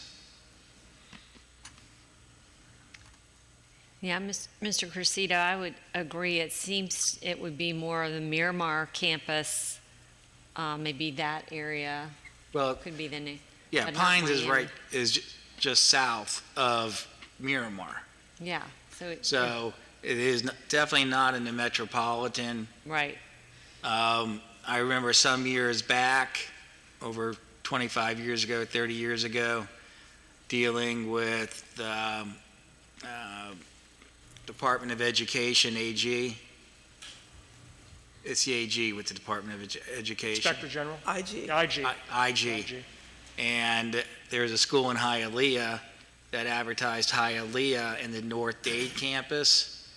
And because Hialeah is in North Dade, and they had a huge issue with that. If you're located in Hialeah, you should put Hialeah. So I know we approved you back in 2017, but I think the Miami campus should come off of that name. Do you advertise it as the Miami campus? That would be an advertising, yes. I concur with Yeah, the I chair. think it's misleading to the consumer. So, do you have another campus in Miami? Not directly in Miami now. Okay, not in Dade County. They have Cutler Bay, Yes, we do. which is Dade, but everything else is outside of Dade. Okay. I mean, I would like to make a contingency of changing their name and dropping Miami campus.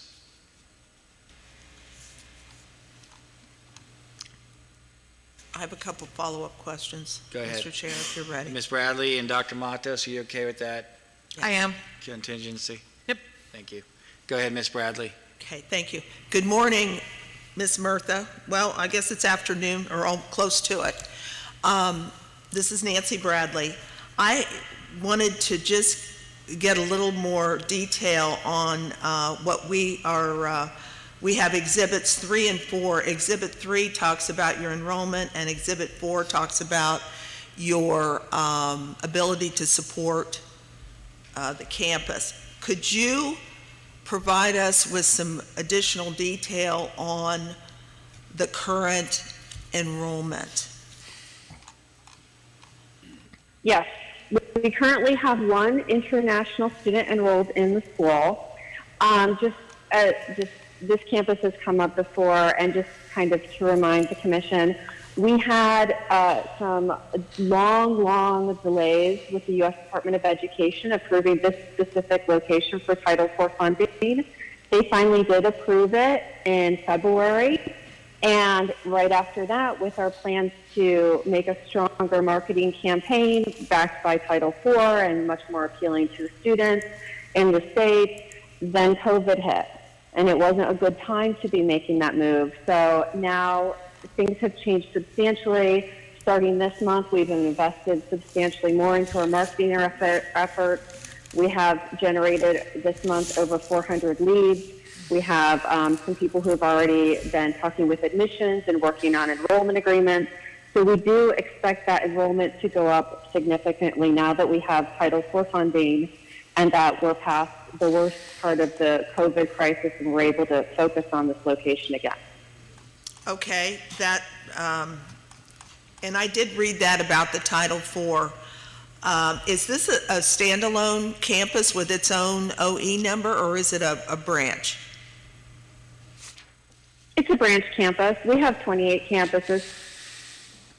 Right. I knew you had multiple locations. So this is a branch of what?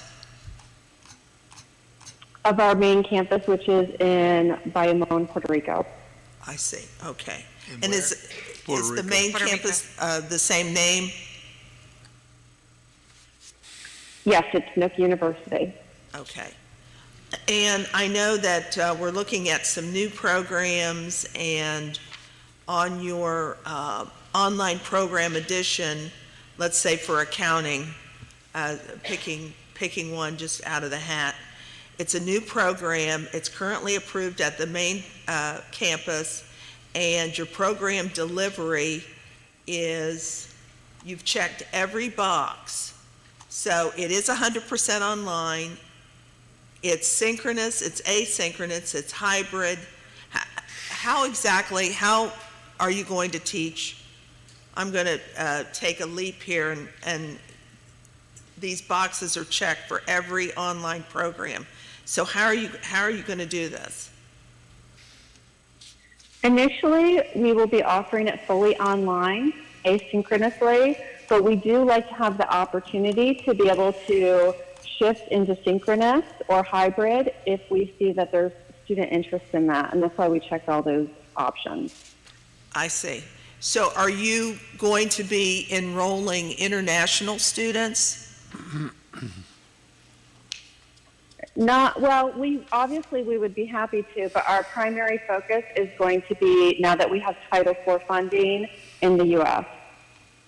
Okay. All right, so you're starting off with the online based on what you just said? Correct. Okay. All right, well, that clarifies that, and then I understand you have the resources to take care of this until it really ramps up. All right, thank you very much. I have another question. You've been licensed since April of 17. Have you started operation at this campus yet? We have had operation at the campus, but again, there were substantial delays with the Department of Education in obtaining Title IV funding. That's why for a period of time we focused on international enrollment, because those individuals would not be looking for any Title IV funding. It wasn't particularly successful, to be frank, and we are very grateful to have Title IV so that we can now really focus on what this campus was designed to have and offer from the beginning. Okay, my question is, on the existing programs, not to propose new programs, were they approved for online initially? Yes. Okay, and that's why you have a 0 head count in Florida, because they were all international students? Correct. Okay.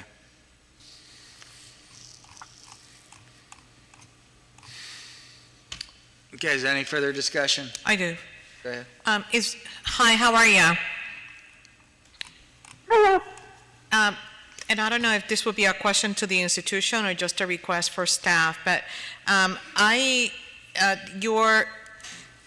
your modification of the business administration bachelor's and master's degrees, are you modifying it because you're adding different concentrations? And the reason why I'm asking is I don't have the information in front. We don't have that information right now. But is that the reason why you're submitting this modification? Yes, and actually our program specialist had clarified after our submission that we didn't need to submit the applications. It was sufficient to just notify her of the new concentration. So I think these just ended up on the agenda maybe by, just a typo or something, but she had told us that we could implement them already. And has Middle States approved your programs? Has they, well, actually, Middle State doesn't approve programs, so you know what, I'm going to X that one out, forget it.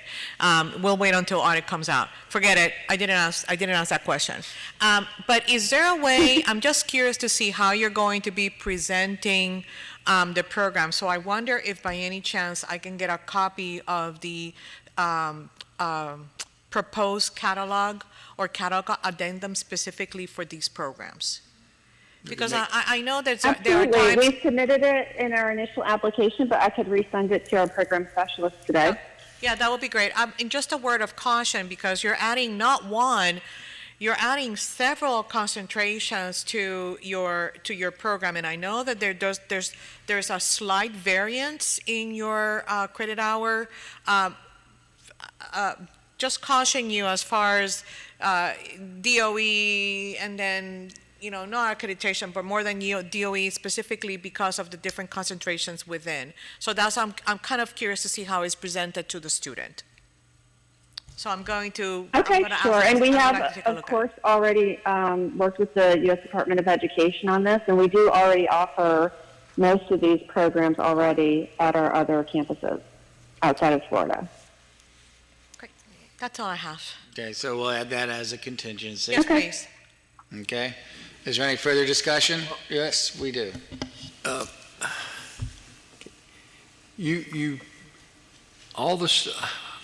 there any Florida students enrolled at this point? I mean, you show one in it. Ashley Snick had asked you about enrollment, and I don't see. Kind of give me an idea of what the issues were with since 17 not having students here. Sure. Our institution went through a merger process. We have always operated as one institution, but we had multiple OPEIDs with the U.S. Department of Education, and we merged them. And that merger process with the U.S. Department of Education actually took years. And when you apply to the CIE, you apply for something, and it gets in the queue, and then it's approved, and you do that over and over. But with the U.S. Department of Education, you submit one electronic application referred to as the EAP, and as you put things into it, they delay approval of other things. They will not approve first in, first out. When something goes in, it just gets lumped in the group, and then once things get approved, everything is approved together. So unfortunately, the merger actually held up the approval of this location for years. And we were very excited in February when we finally got that official approval, which included this campus receiving Title IV, but then we were hit with COVID almost immediately after, and this was in South Florida. So that was a hot spot for quite a while, and we're just now to the point where we're feeling very comfortable marketing heavily in the U.S. and in Florida to try to get the enrollments now. Okay. And I'm going to ask something that Mr. Williams probably would ask.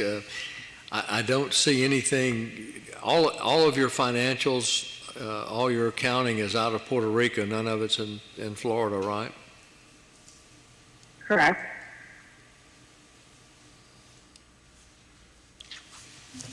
Thank you. Mr. Chair. Yes, sir, Mr. Williams.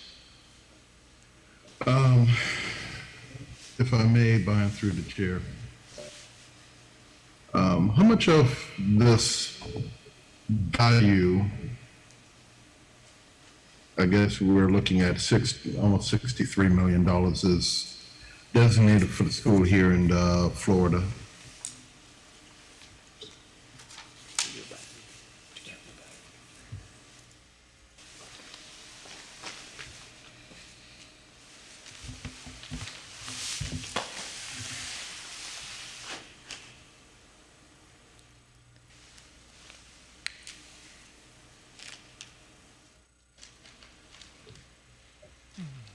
Hello? Is she still with us? Yes, was there a question? I didn't hear it.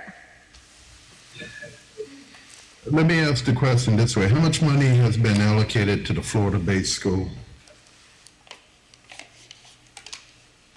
Our other individual on the line is not able to speak up. I'm not sure what the issue is, but he would be probably able to share that information with you. If he's not able to connect, then I could share that with the commission after the meeting today. Can you text him? Yeah, let me try texting right now. Mr. Williams, this might help you. Looking at their financial statements, their income statement, all their marketing and advertising went into Chile, Peru, Dominican Republic. Yeah. No advertising for the United States. Well, not only that, for operational purposes, obviously, and, the commission members know how I am. I want to make sure we have funds here in the United States. We certainly have seen schools that have closed, leaving us in the niche to try and figure out how to train out their students. And hopefully our guest is hearing me. And I certainly do not support the scraping of the U.S. accounts at 1159. I don't support the scraping at all. Those funds and earnings belong to the students here in Florida, not the corporate entity in Chile or Peru or wherever. We don't have a corporate entity outside of the U.S. Our home office is in Puerto Rico, and I'm getting the text now. We spent $100,000 in advertising in this location this month for our start that's planned for January 2021, and that's U.S. marketing spend. Sam. Okay. And those funds are located in your domestic bank account here in Florida or the U.S.? It would be in the U.S., yes, correct. Okay, designated solely and under the control of the Florida-based school? I would have to ask our finance department. I'm not exactly sure how they structure that. Text them real quick. But we do have 8 other campuses here in Florida, so we have a strong Florida population. Probably several thousands of students here in Florida, and we are also we staff in Florida. I'm personally located in Florida as well as many of my other colleagues here. Our faculty are in Florida, so we are definitely helping out the Florida economy and the Florida students. Right, and understand that my issue with schools, certainly we want good schools here, diverse schools here, serving a diverse population of needs. It's no secret to anyone who have been watching me for a little bit of time. I get concerned for the Florida students when foreign schools come in and, one, do not market to Florida students, and two, the funding is trickled in from outside the U.S. source as needed versus a committed amount here for the success of the base of operation in Florida. So that's what I'm trying to get to. Mr. Chairman. Yeah, actually, that's a really great point, and I should be clear on my answer to that. We did not intend for this location to be designed to recruit international students. It was developed for Florida and the states for people who want to study fully online. We only went into the international market because we were held up on Title IV funding, and in the states we cannot be competitive trying to enroll people for cash. So we looked to the international market as an option just to continue operating to get us through that, what we thought was going to be a much briefer period than it was. Like I said, this merger took years with the U.S. Department of Education, and then almost immediately after, South Florida became a hot spot for the coronavirus. So we really have been faced with some unique challenges, and we would really appreciate if the commission would consider that and put that in context. And I do believe, I'm highly confident, that we are going to have a good population starting in January 2021 at this location, including Florida students. Before you make a comment, can you please explain why you have a $7.1 million obligation to the United States Department of Education?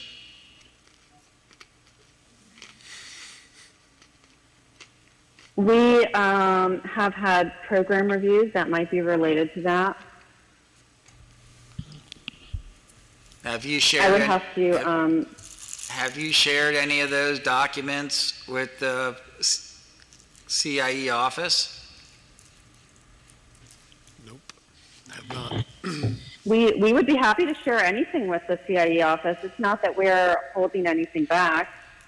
Well, when you have a current obligation of $1.3 million and a long-term obligation of $5.9 million, I'm going to include that as a contingency of all correspondence with the United States Department of Education regarding their issues. Nancy, Dr. Montes, are you okay with that? I'm okay with that. Mr. Harris, I'm sorry for interrupting you.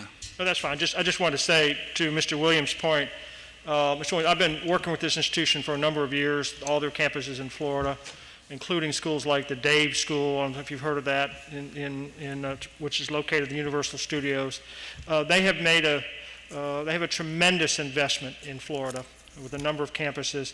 If you go by the Dave School, you'll see something that's truly amazing, even for the United States. It's incredible. So they have. What I have seen is they have made a tremendous investment, both in staff, programs, facilities, everything, equipment for their programs. I've watched them over a 10-year period of time. And so I understand your question, but I think they're very much a part of Florida. So even though they're based here in Puerto Rico, they have made a huge investment and rely upon what comes in and what they do here in Florida. Mr. Harris, Brian through the chair, thank you. I've come to depend on you as a reliable source of information and truthful representation. I would ask you, under you know better than most, my concerns, to work with them. Obviously they put their financials together the way they want to. I personally, as you know, rather just seeing what's here in Florida. I mean, I'm looking at, checks, almost $1 million in checks that weren't covered by the balance. I'm assuming that's all this money is not Florida liability, 100 million, 65 or 63 million total liabilities. But, when I'm seeing, checks being issued at this level, you would think it'd be covered if we have enough funds there for it. I would just ask the board to consider a contingency where we can really take a look at just the Florida operations financially. Mr. Williams, Mr. Chairman, I certainly I don't have a problem with having more information about the Florida part of that. I think that's certainly right for the commission to have. So I understand the question. Hello? With music, yes. So I think that's perfectly reasonable. Okay. We can ask them to do that as well. Thank you, Mr. Williams. Okay, is there any further discussion? And these programs will not be improved until all contingencies are met, correct? Yeah, that's the contingencies, yes. Is there any further discussion? Hearing none, all those in favor signify by saying aye. Aye. Opposed? Motion carries. Thank you. Thank you for joining us. Thank you.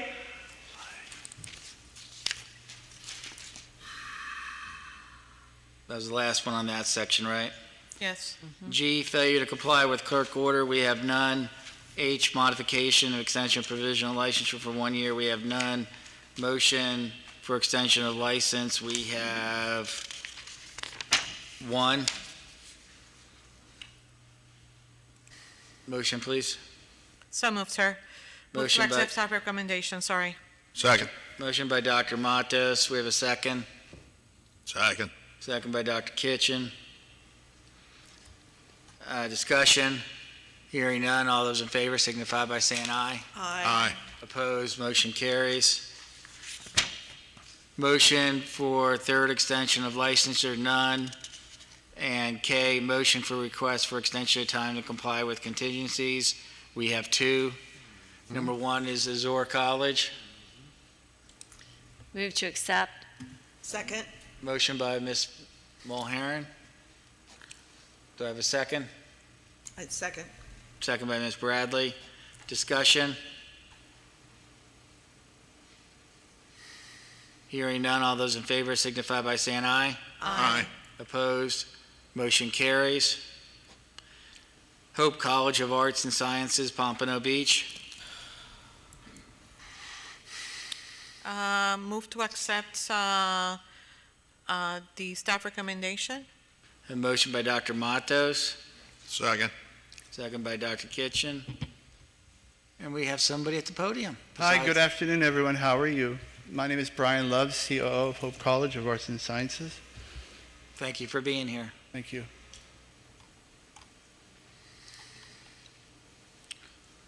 Do I hear any discussion?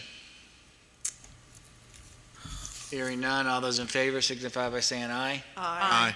Opposed? Motion carries. Thank you so much and have a good day. At this time, we're going to break an hour and 15 minutes for lunch. Lunch is being served on the first floor of the main facility.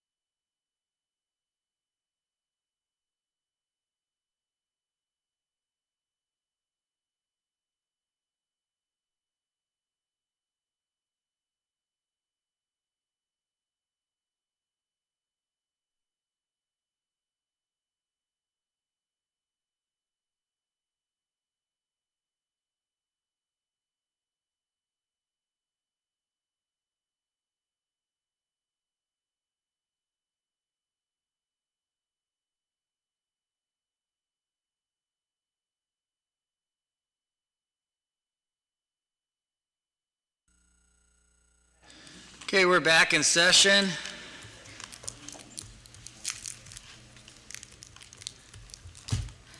And my computer timed out. Okay.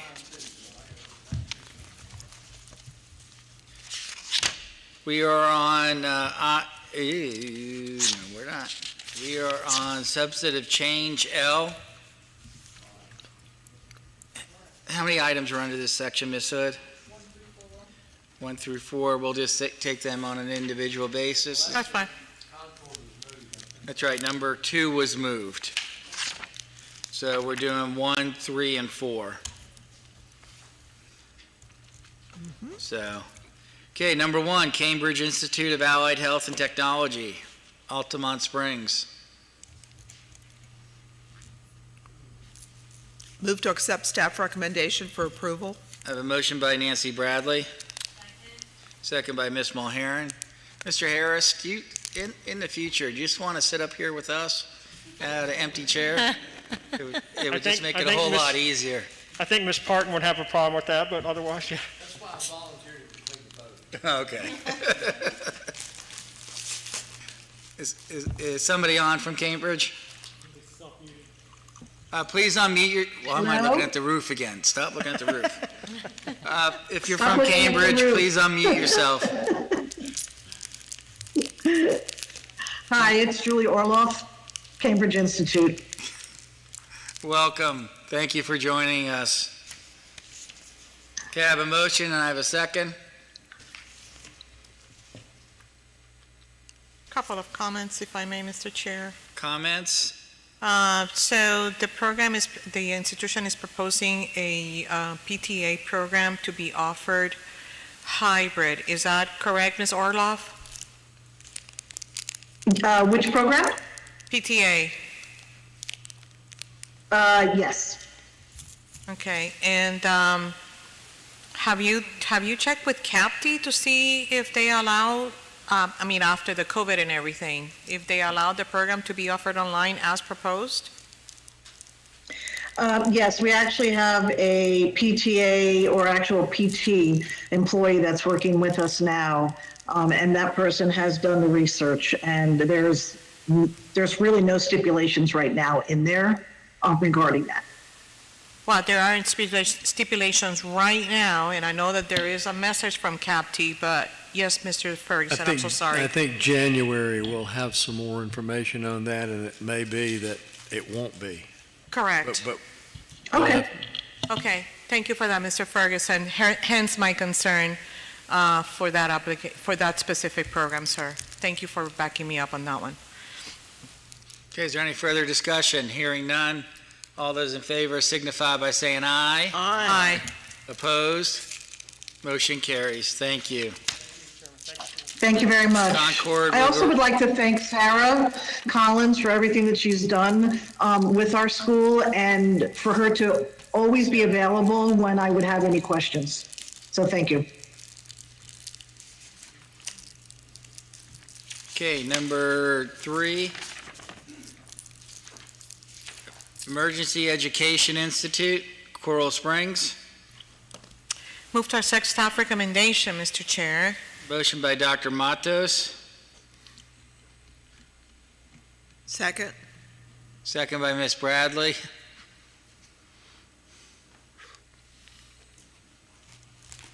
Discussion?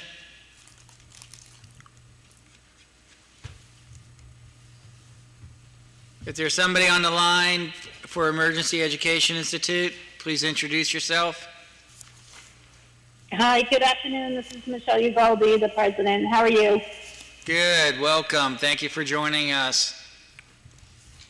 Thank you. We were going to be there in person, but we had a medical emergency yesterday afternoon. I apologize. Not a problem. Okay, we have a first and a second. We're in discussion. Good. Hearing none, all those in favor signify by saying aye. Aye. Opposed? Motion carries. Thank you. Thank you, Mr. Chairman. Thank you. Be safe. Number 4, HCI College, West Palm Beach.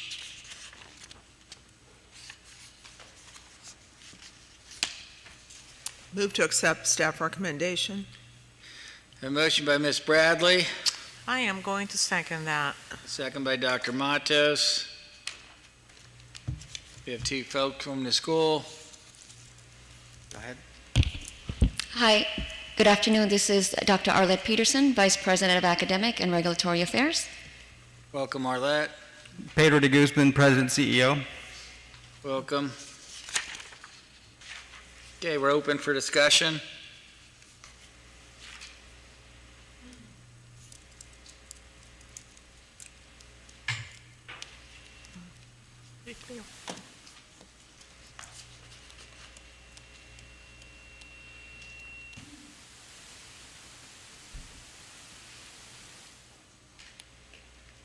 There's one thing. Thank you for the information, by the way. Thank you, Mr. Guzman, for your letter.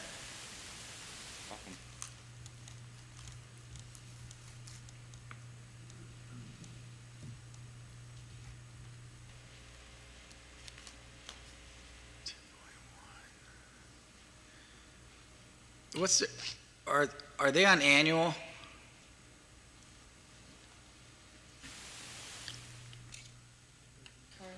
I believe they are, Mr. Chair. Okay. Because they do have a financial issue with their current ratio.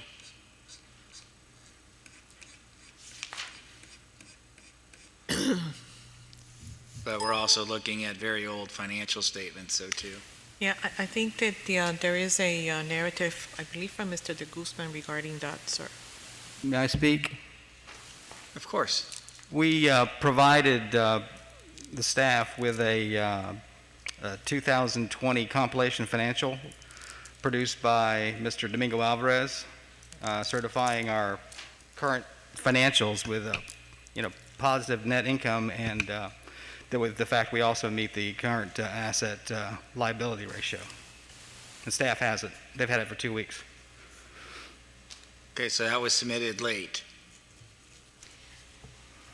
That was part of the contingency, and when Mr. Lyon mentioned it to me, we made sure we got it as soon as possible in order to try to fulfill that contingency as soon as possible.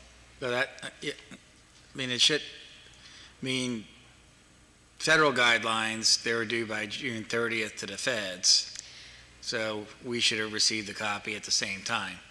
We did submit the 2019 annual financial statement on time.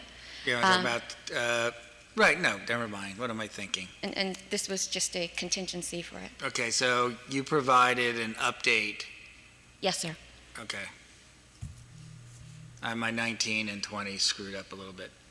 Okay, so you provided an update that shows a difference between, that has a better net profit, an increased net profit, and a current ratio, correct? Better than 1-to-1, yes. Okay. Mr. Chair, probably, I don't know, and I guess I'm not the financial guru, page 291 of the summary sheet of 320, I think, is that probably what you're looking for?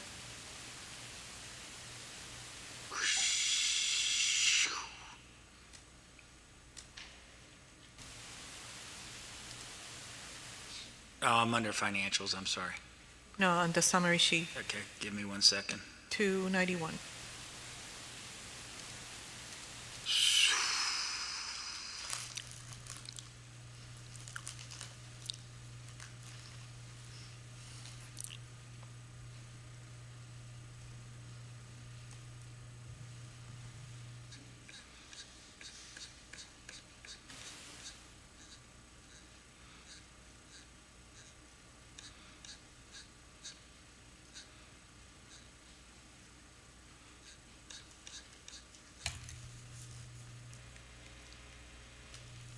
And also 320, sir.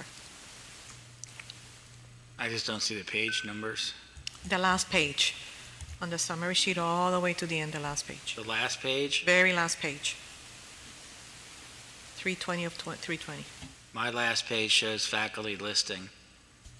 On the summary sheet? Yes.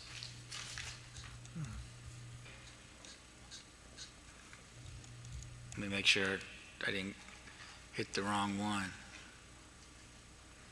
A summary sheet. But what is he saying is backed up by that? There's a letter from Mr. De Guzman, and then there is a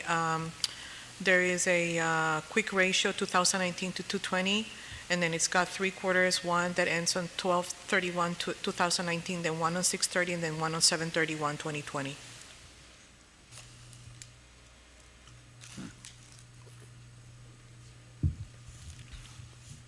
We also have a copy of the compilation financial statement for September 30 with us, if anybody wants paper. Do you have that with you? Yes.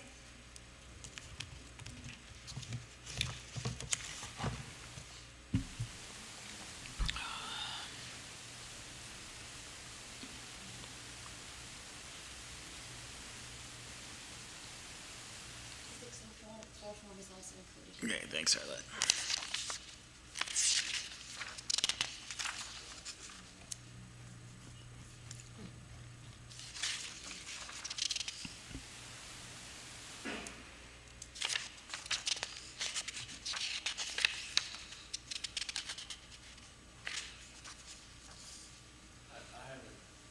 I haven't seen it here, but while he's looking at that, what's the status of the students that were in the program you dropped when you started the new one? Are they trained out, or did you move them into the other program? What did you do with them?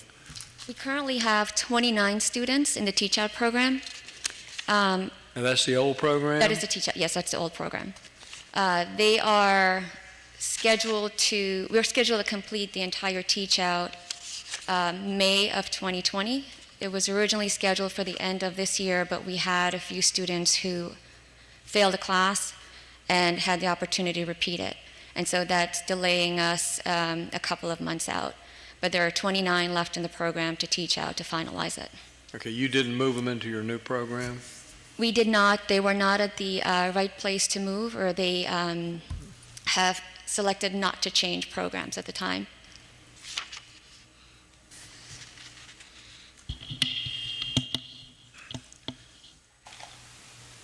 Just going forward, just mention to your accountants when they do an income statement to do an expanded income statement for expenses, please.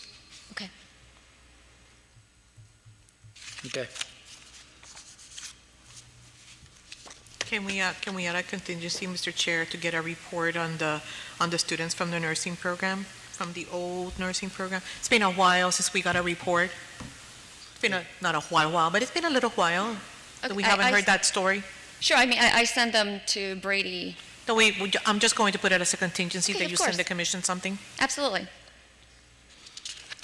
Yeah, because if memory serves me right, some of them did transfer into the new program, then they were teaching out the rest. The first story that we got, that was the plan. Right. Now we're listening something, no pun intended, right? But we're listening, a slightly different narrative. So if you can just indulge us with a summary and a report Absolutely. on where the students are, where they're going to be, what they're going to do, that'll be great. Of course. Okay. Okay. Is there any other discussion? Hearing none, all those in favor signify by saying aye. Aye. Opposed? Motion carries. Thank you. Here, Arlette. Thank you.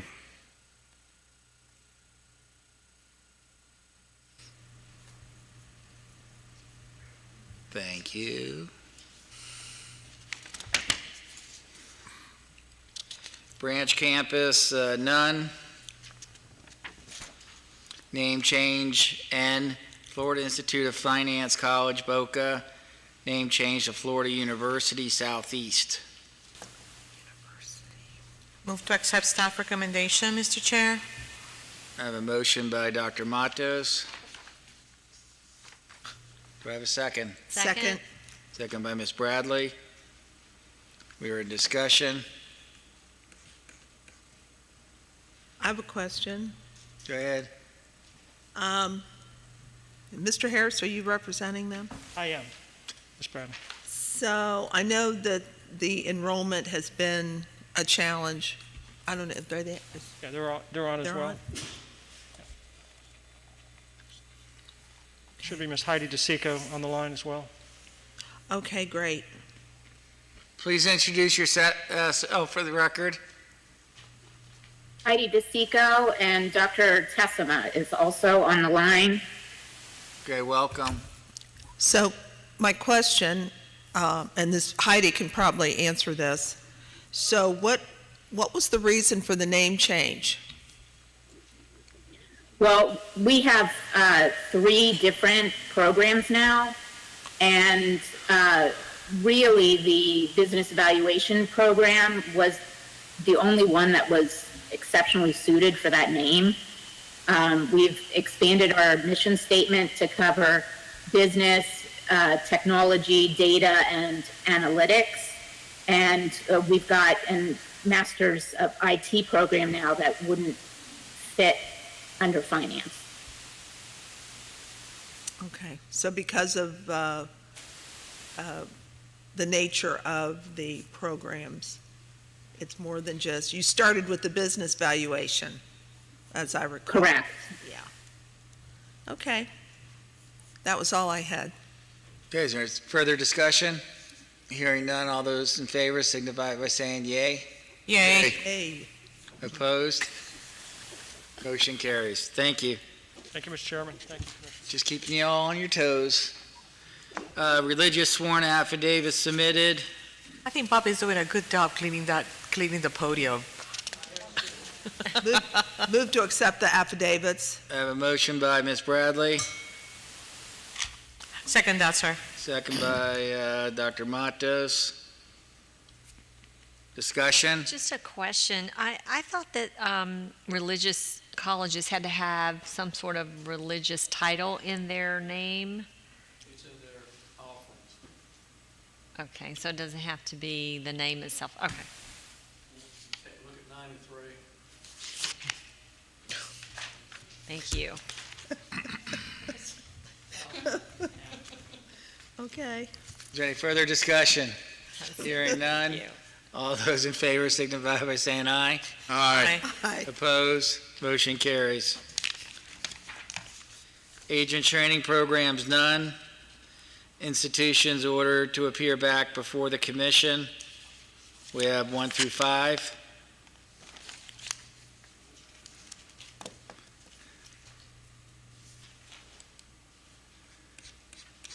First one is Advanced Science International College. Move to accept the report. Motion by Ms. Mulheron, Second. second by Dr. Matos. Discussion? Hearing none, all those in favor signify by saying aye. Aye. Opposed? Motion carries. Florida Global University, Doral.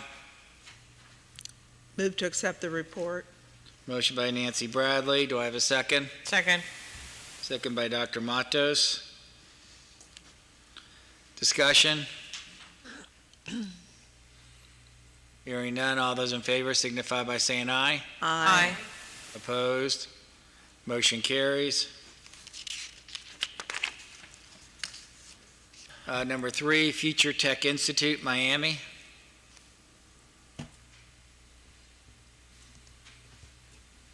Move to accept the report, sir. Second. Motion by Dr. Matos. Second, who did the second? I did. Dr. Kitchen. Dr. Kitchen Santa. Discussion? Hearing none, all those in favor signify by saying aye. Aye. Opposed? Motion carries. Number 4, Gwinnett Institute, Orlando. Move to accept the report, Mr. Chair. Motion by Dr. Matos, Second. second by Ms. Mulheron. Discussion? Hearing none, all those in favor signify by saying aye. Aye. Opposed? Motion carries. Number 5, Universal Career School, Sweetwater. Move to accept the report, Mr. Chair. Motion by Dr. Matos, Second. second by Dr. Kitchen. Discussion? Hearing none, all those in favor signify by saying aye. Aye. Opposed? Motion carries. Application for provisional license, items 1 through 5. First one is Digital Age University, Pembroke Pines.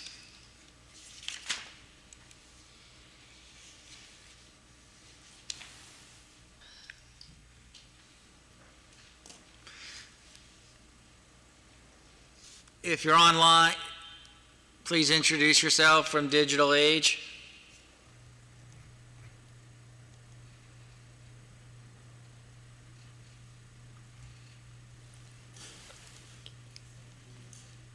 Okay.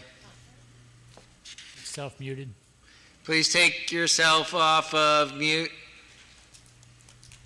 Again, I'm looking at the ceiling. Hello? Okay, we'll continue. Yes. We have you. Yeah. Yeah. Hi. Please I'm Renato de Iraqua, the president of Digital Age University. There is the campus director. Hi, I'm the campus director, Laura Ricci.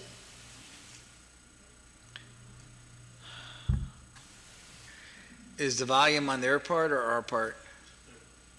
Can you turn your volume up and reintroduce yourselves, please?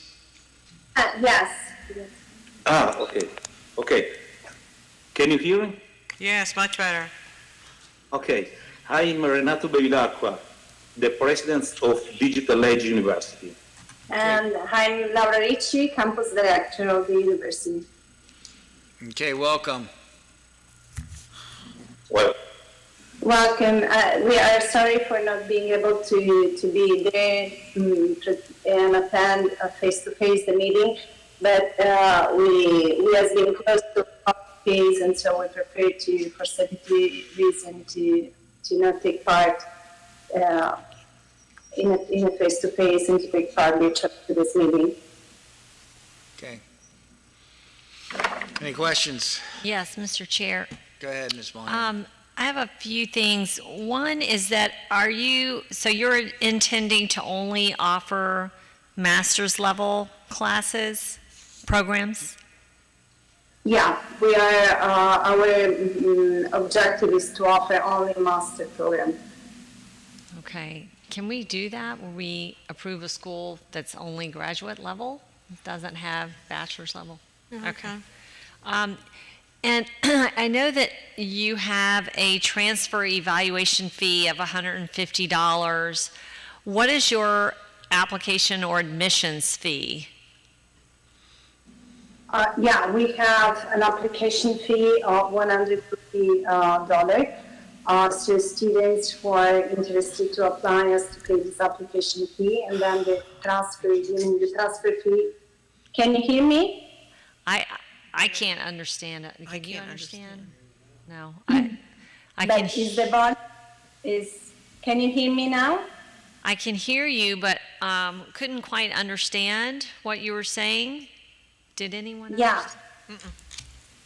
The question is, which is the application fee for the program, correct?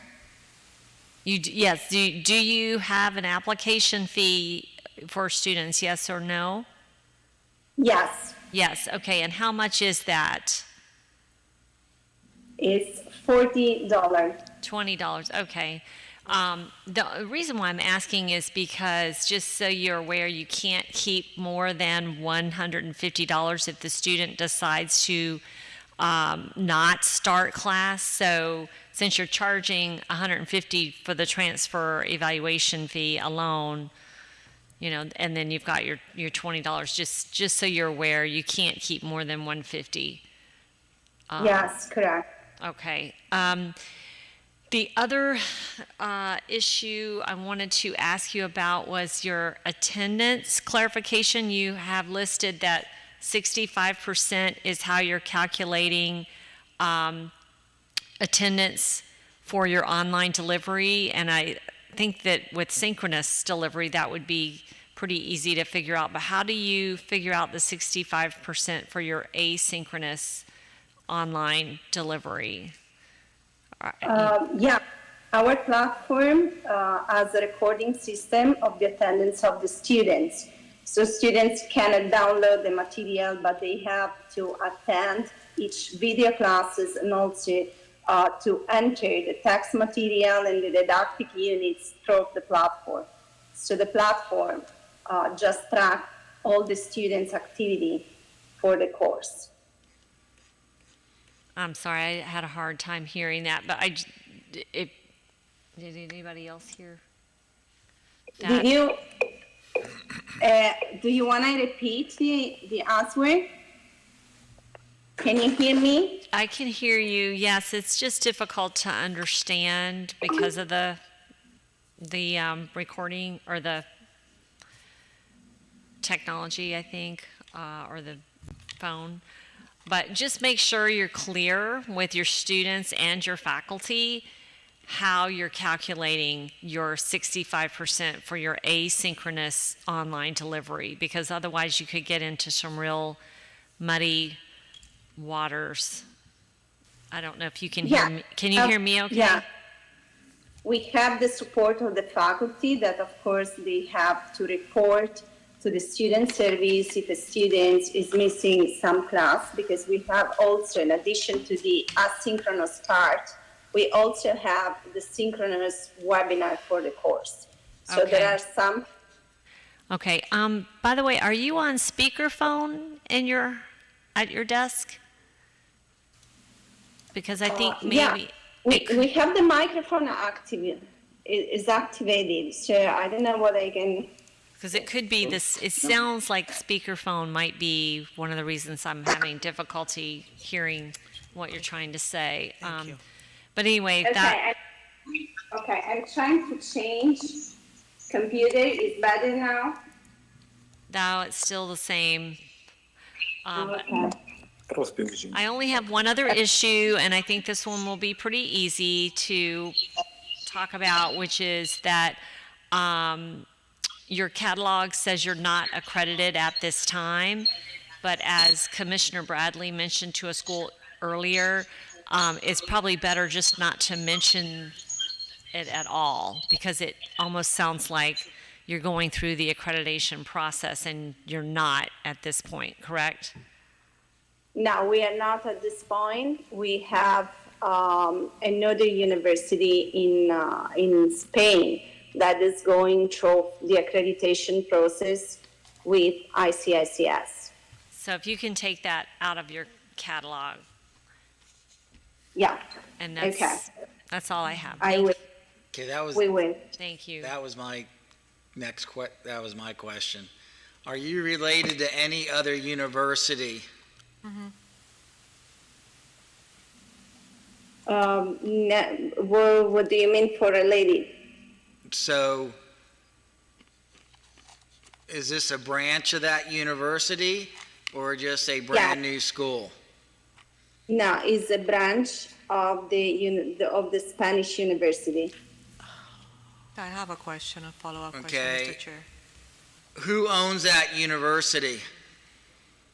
The owner is the president, Renato Bevilacqua, and is the same owner of the university in Spain. So the two institutions has this common ownership. So it's the person that owns one person owns 100% of the university. Yes, correct. Okay. Mr. Chair. Yes, sir.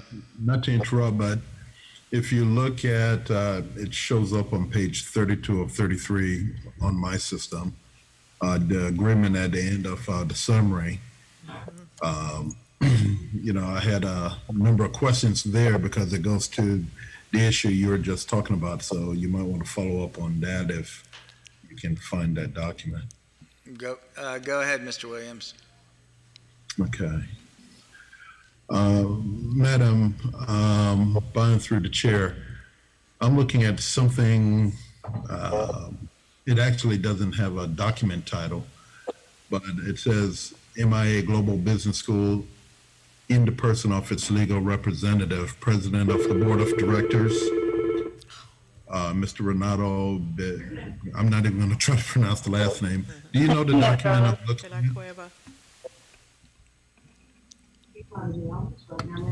Yes? No? I think,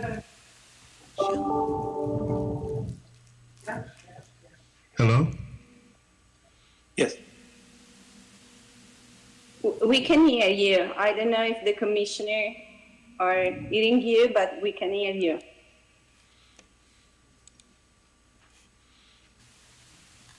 He's off. All right. Do you see the document I'm talking about?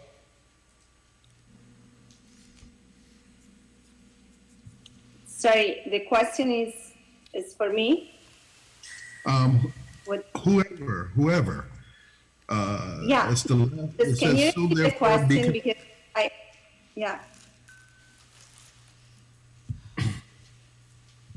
You sent in a contract. What is that contract? With Renato. Is the collaboration agreement among the two institutions that is based just on initial financial support that the university in Spain is providing for the initial activity to the Digital Age University to support the operation at the beginning. But then the university has to have their own students, their own income, so it's completely independent. What if that doesn't happen? Because this contract either terminates or automatically renews for another 5 years. It's a 5-year term. What if it doesn't happen? Which, quite honestly, when I say term, that's the term off the contract, but the terms involved in the contract are not here. As far as how much money, to what extent, blah, blah, blah, this support is going to be extended. But yes, it is needed, it can be extended. Okay.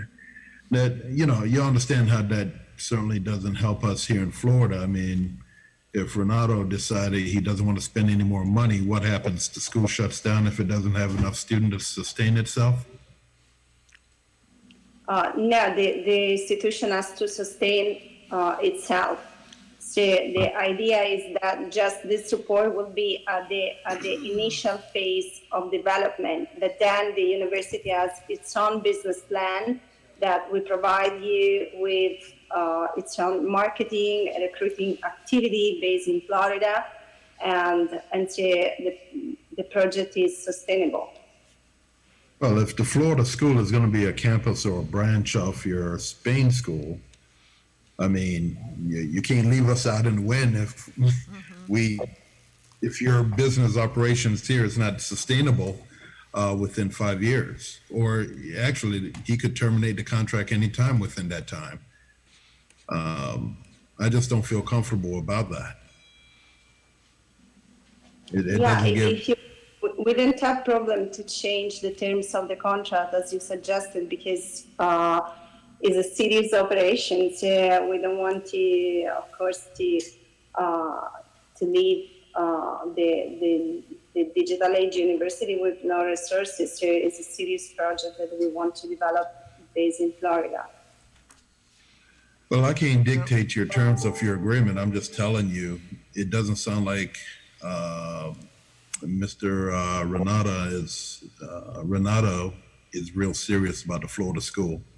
And I'm not inclined to risk students investing, even if this is all online, in this new school where I don't see the commitment from the owner of this particular location.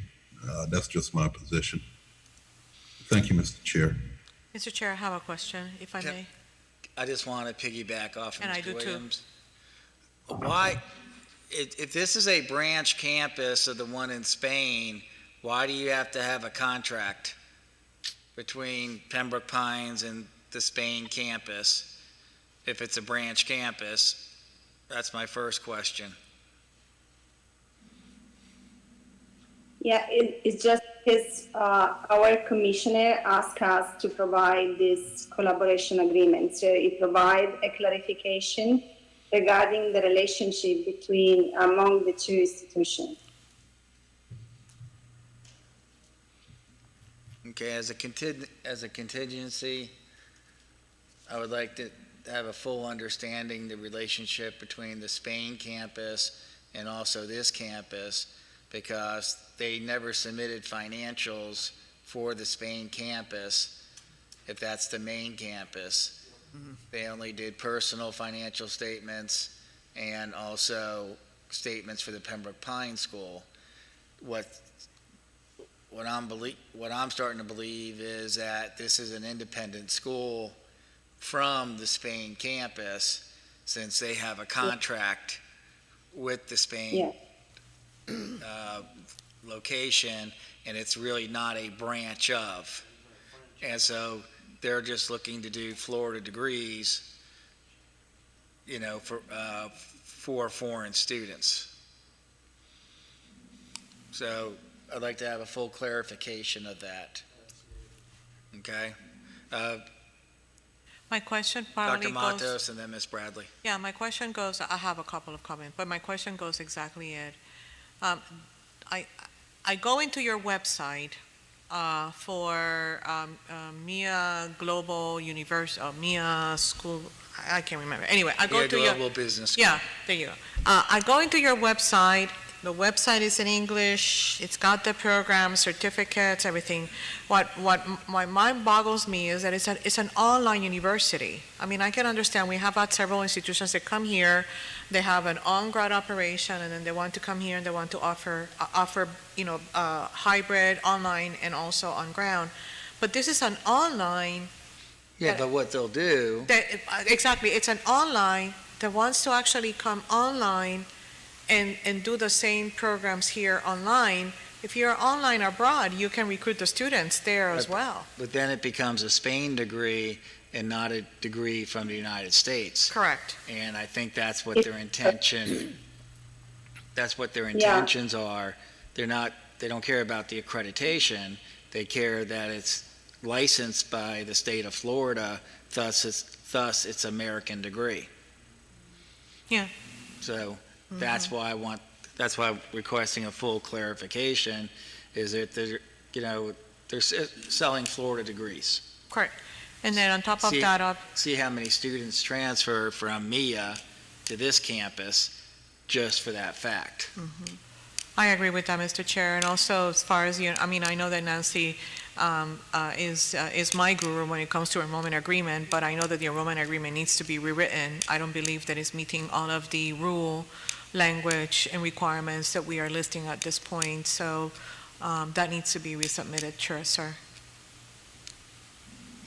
I would really feel more comfortable because of the relationship, and we don't have full clarification, and we're having a very hard time understanding because of the virtual, that we do a 90-day, and then that way we can get all the information and have them come back before us.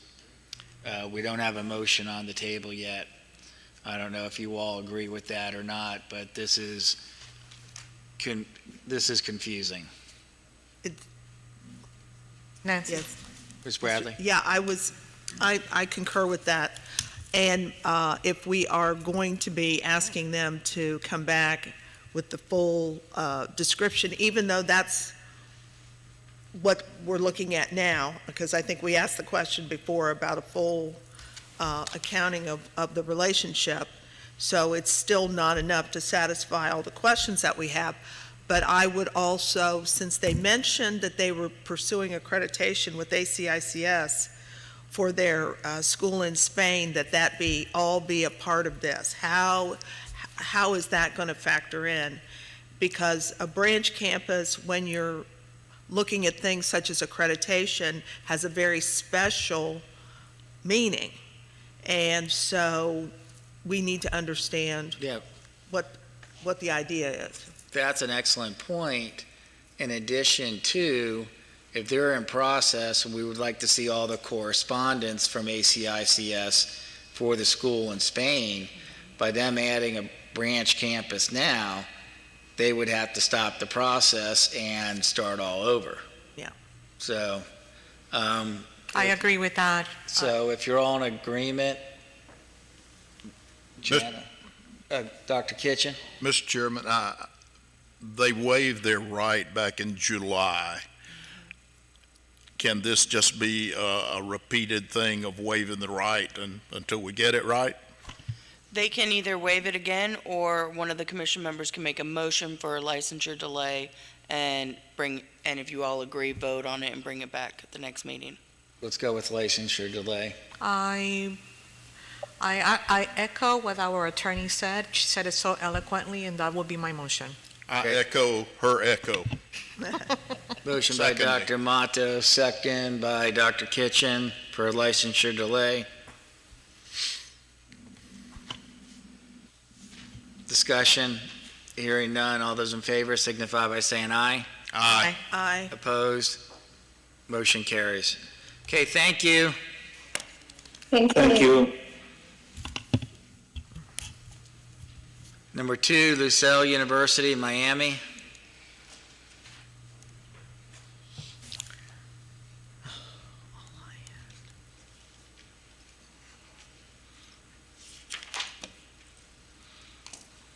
Good afternoon. Name, Max Valladares, Executive Director from Lucelle University. welcome. I'm sorry, I could not hear you. You know, masks, terrible thing. Yes. I feel better with not that. My name is Max Valladares. I'm the Executive Director from Lucelle University. Executive Director of the campus? Oh, Lucelle University, yes, basically the campus.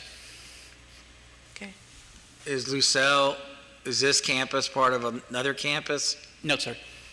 It's a standalone. You're not related to anybody No, sir. in any other country? In any other country, no. Okay. Then I have a question regarding that, sir. Okay, go ahead. So you said that you're not, but I really want to understand this. And I have read it. What is mind-boggling to me is your faculty credential listing. Your faculty credential listing has probably 85% of your faculty with master's degree either in education or in, I can't remember what the other area is. Information systems. Is it information Technology. systems? No, hold on a second. Let me open it up.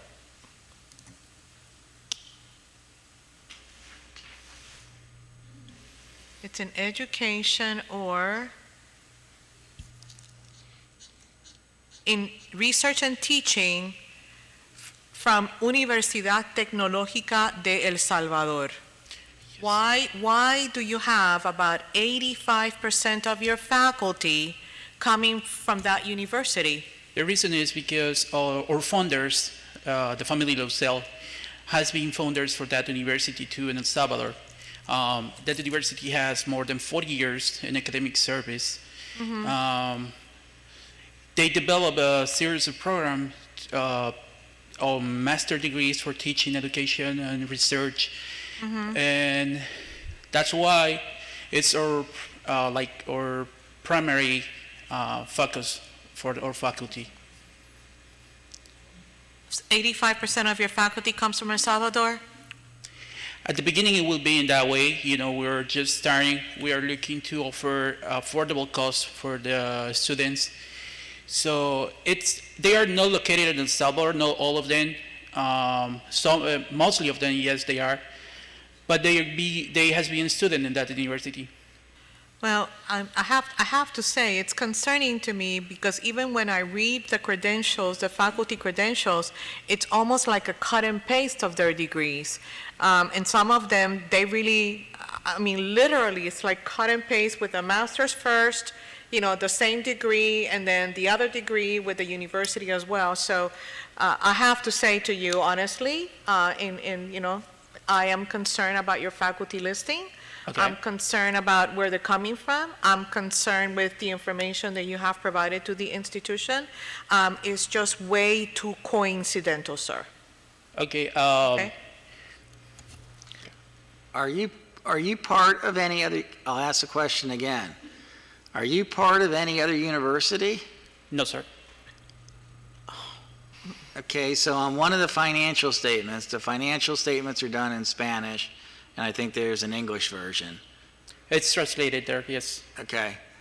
You have an accounts receivable of $772,000. What's that from?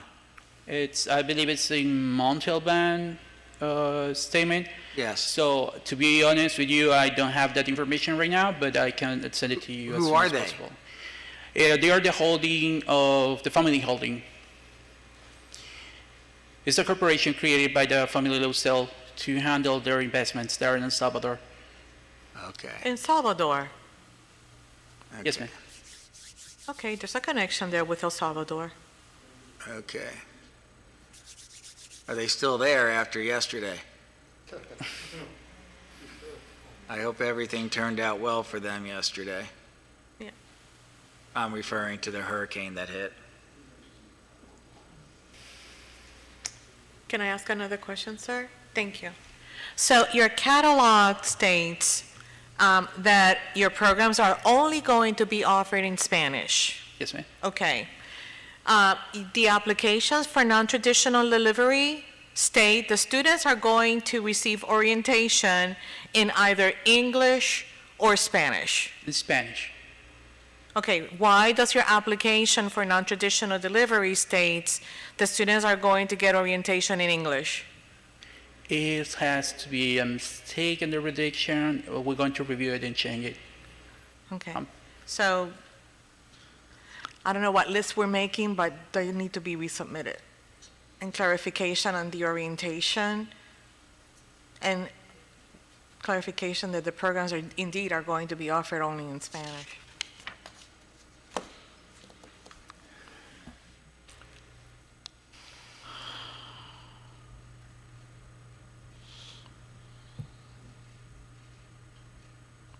Let's see.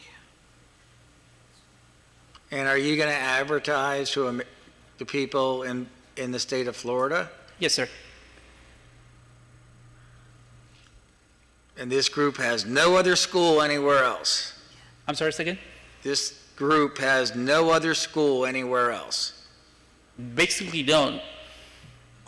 It's either a yes or a no? No. Okay. Mr. Chair. Go ahead. Okay. Good afternoon, sir. Good afternoon. So what about UTEC? It's a public company there in El Salvador. Has been funded for the family Lucel and among others. They don't have owners.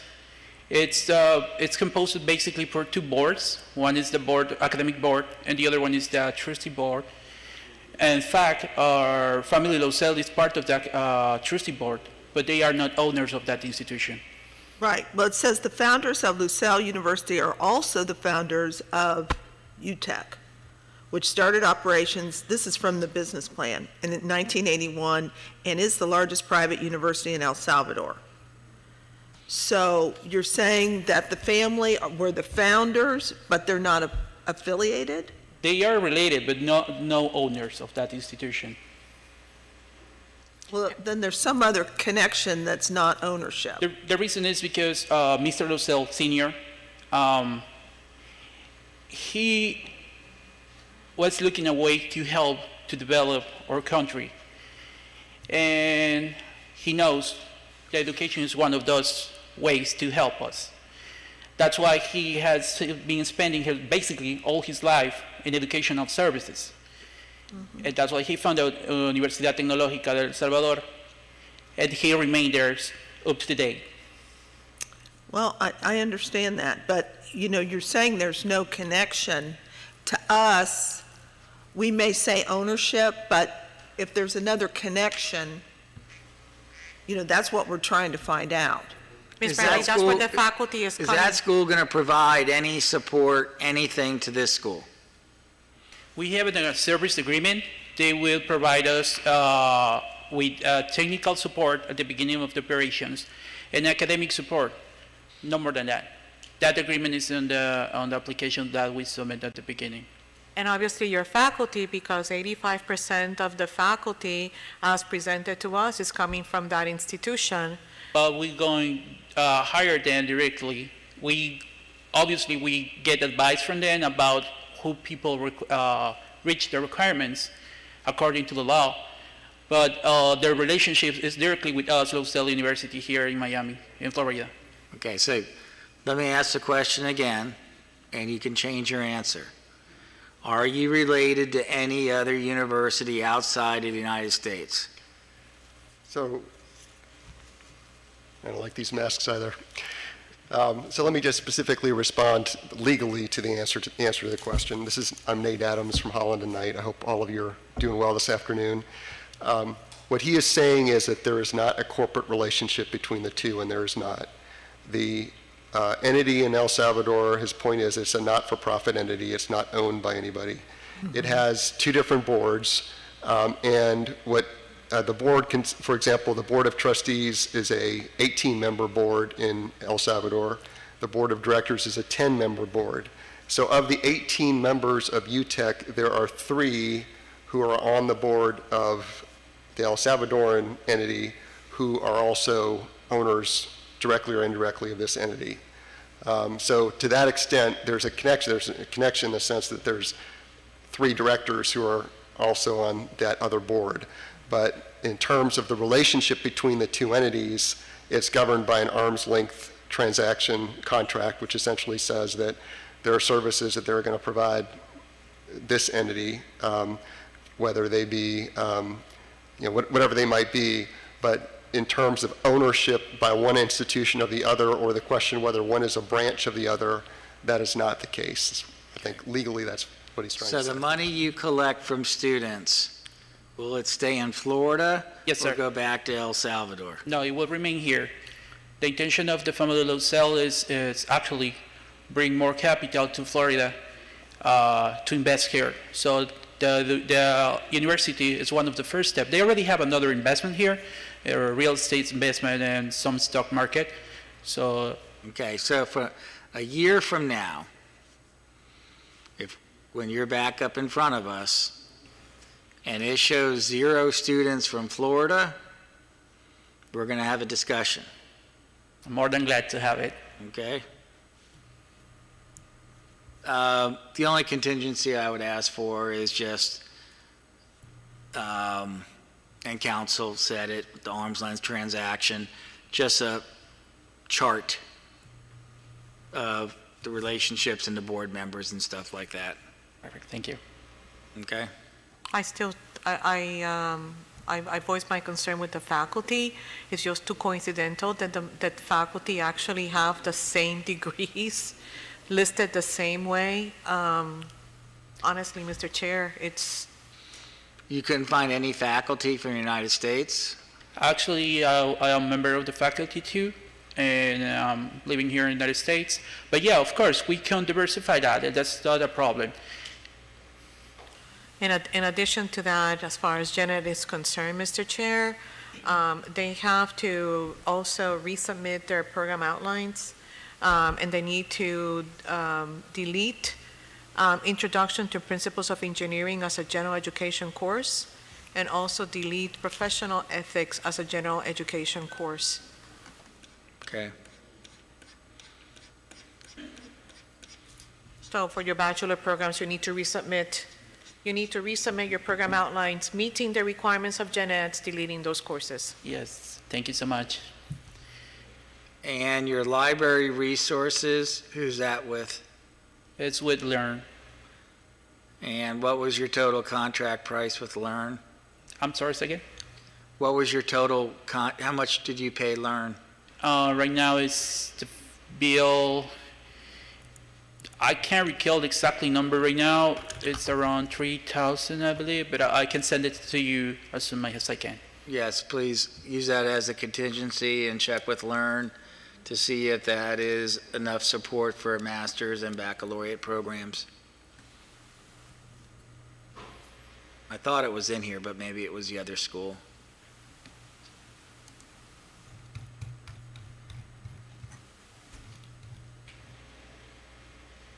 I think it's about $2,700, Mr. Chair. What's that? I think it's around $2,700. Okay. I know I saw it in one of them. I just don't know where I saw it. But just, there it is.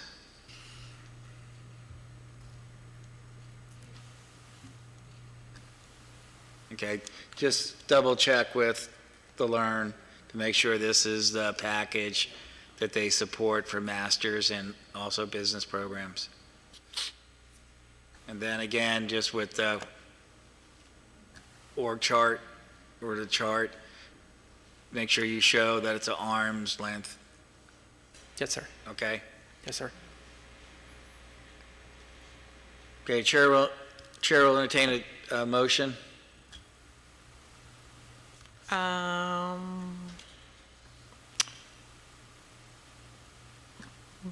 Move to accept staff recommendation as noted with contingencies. With the contingencies.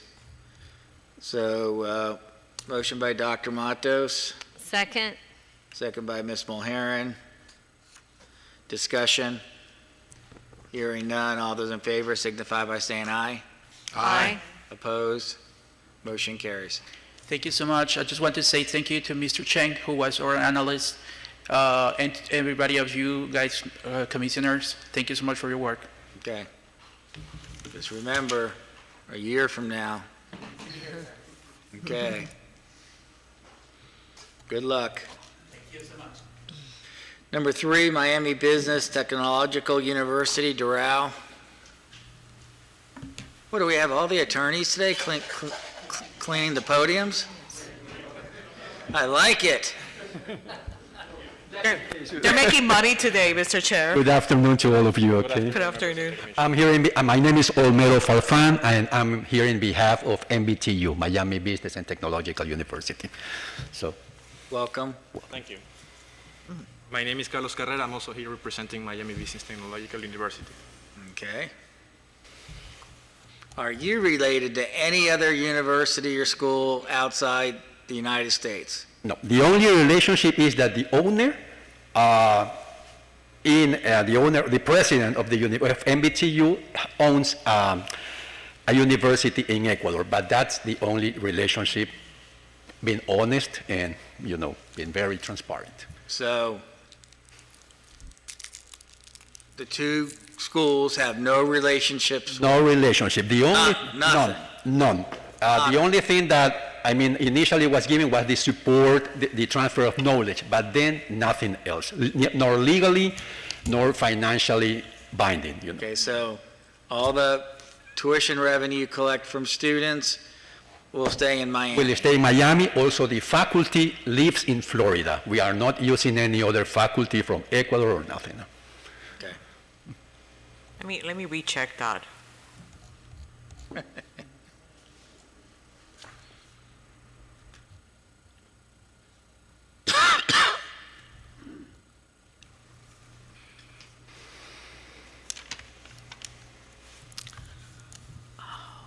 Why is the initial investment so low? No, actually, we submitted updated balance sheet as of August 31st, which it would be like $208,000. Okay. Because that was an observation on July from the commissions. I have it now. Exactly. So that will cover at least the first semester of expenses, just in case it's very difficult to enroll the students, because it's a very difficult time, So we are prepared to support ourselves with that, with that funds. Okay. Can I ask a couple of questions, Mr. Chair? Yes. Of course. So, Universidad en Guayaquil. Tell me a little bit about that university. Is it an on-ground university? Is it an online university? What? It has a distance program, which the students meet every Saturday. It has online programs, and it has face-to-face programs. So I'm going to ask a question that I've asked. If you have an online university in Guayaquil, why open another online university here in Florida? Well, first, because in Ecuador, online universities, it's kind of students are not used to yet, we are living in a very different times and everything. It's not like here, for example. Why don't you invest? Why don't you come up with an incredible marketing campaign? And in Guayaquil, in Ecuador, through the Ministry of Education, you can have courses offered in English. Actually, it's a good idea, thank you, but I mean, like I say, it's completely different entities, you know. We don't want kind of mix them at any chance. We want to be very transparent and keep the two independently. Where is that, Joey? Okay. I know, but where? Go ahead. Well, actually, yeah, it's part of the vision that there is an expansion from that, but not from the university. I mean, Vision of where? Of the university in Guayaquil? No, what MBTU wants to do is to provide Florida with tools for entrepreneurs or for people who know the know-how and they want to be certified. It is completely separate in every single aspect that there might be. So where is your platform? Where's your server for your online? Servers are in Canada and Argentina. Okay. I'm sorry, which company are you using? We are using Educativa. Okay. Argentinian platform. And which platform is being used in Guayaquil? It's called SIGA, S-I-G-A.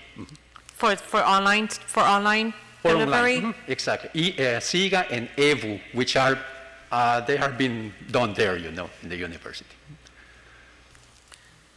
Go ahead, Mr. Chair.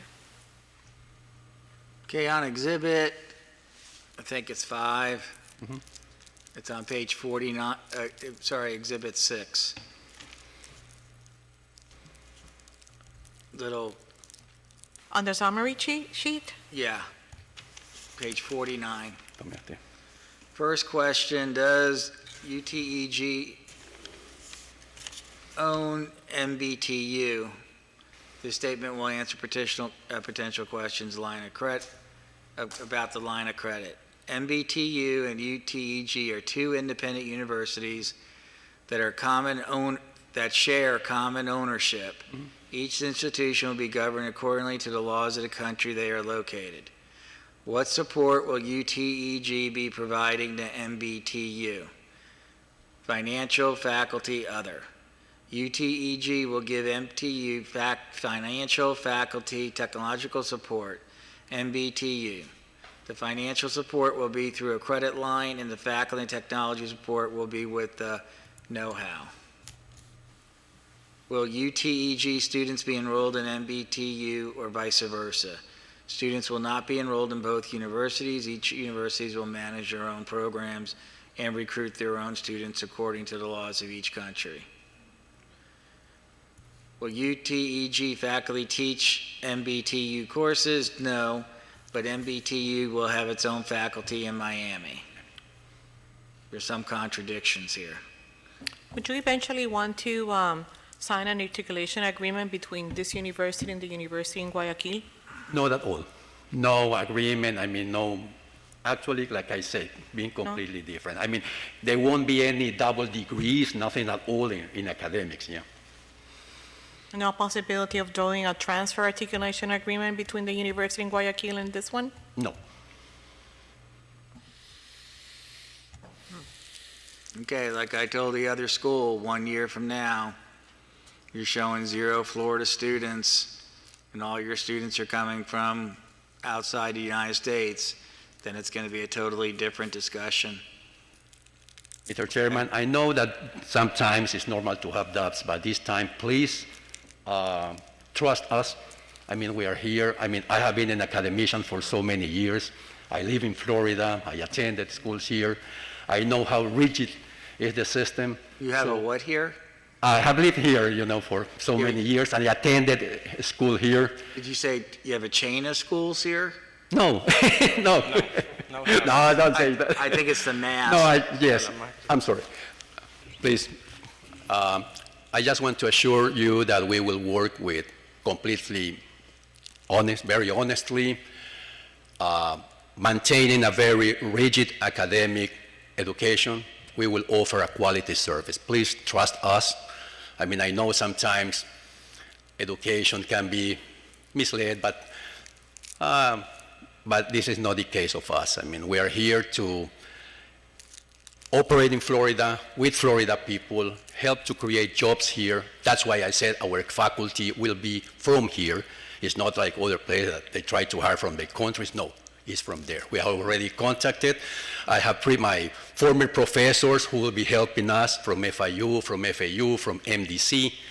So Yeah, but our yet intention is really to work here independently, no hidden things. Right, I but you mean, have to understand our point of view. Mhm. When we see a document that says UTEG will give MBTU financial, faculty, and technological support. Oh, they already gave us the technological is that, I mean, when we made the project, we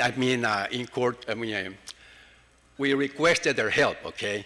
In some cases, mostly in the know-how, how to do it. So that was it. And financially, remember that with the observation you made us last time on July, we decided that there should be no financial binds. That's why the owner of the university, the president, who is here, he decided to put his own funds, okay?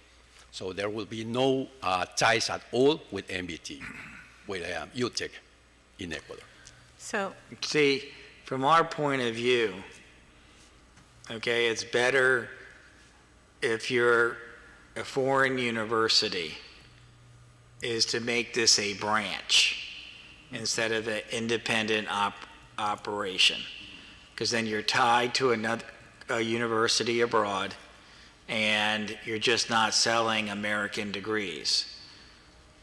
We have schools that come in, they're related to a university outside the country, and they just start an independent corporation, a school, and they're just and the money gets transferred out every night to, back to the home country, and they're just getting degrees because they're regulated by CIE, which makes it an American degree.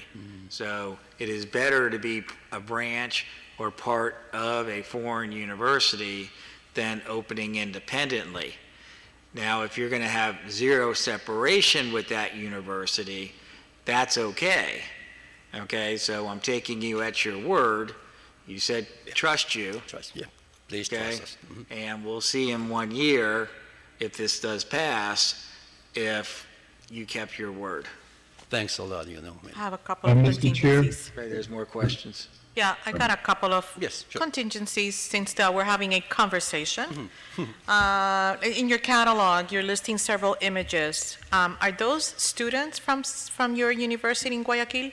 No, they are not, no. Okay, so for purposes of using marketing and using pictures in your catalog, you either need to have permission or disclose the fact that they are not students from your institution, and you have several Okay. of them.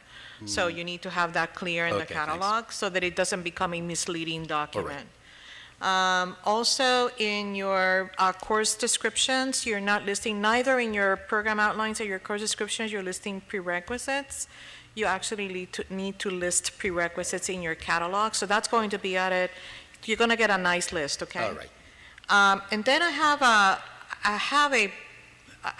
I'm confused about your master's degree in education with concentration in digital technologies. I'm not quite sure what the program is geared to, and the reason why I'm confused is because you are saying one thing in your program outline, and then you're saying another thing in your catalog.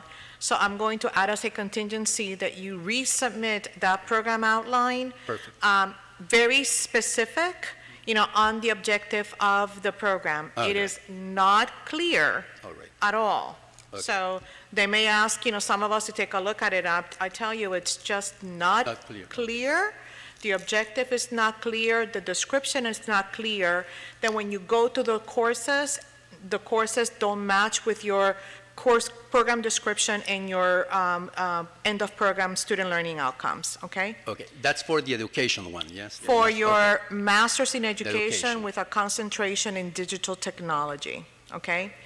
In your program outline, the only suggestion that I have, and I don't know if it's a suggestion, but I think I can say to you that you probably need to, You, on your master's degree in business administration, you list a fundamentals of statistics course with a course number of 500. Typically, in a master's degree, you don't have fundamental courses, especially at that level. So I'm going to request that you change it and resubmit any program outline that has that course as part of the program. Okay, I think that the correct one would be QMB, Quantitative Method for Business, as a 5,000 or 6,000 level, Yeah. I think. Okay, all right. And you can, well, yeah, and then your professional ethics, you really shouldn't have 300 level courses in a master's degree level program either, okay? All right. And you have that listed as well. Okay. 4 and 3 don't go in a master's degree, 5, 6, 7 go in a master's degree, okay? Perfect. Mr. Chair, Yes, Mr. Williams. I am looking at page 46 and 47 of the summary, and it's titled Minutes of Special Session of the Board of Regents, presumably for UTEG. And I would ask our guest to comment on it as to why this document is in their package, and specifically the bolded section that reads, single point, authorization for working and operating capital loan for the benefit of MBTU in Miami, Florida. I'm having an eye towards, what does this loan look like and what are the repayment plans for it to the foreign school?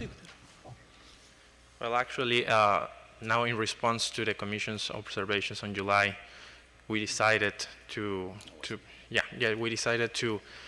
transfer funds, and that way our transparency would be 100%.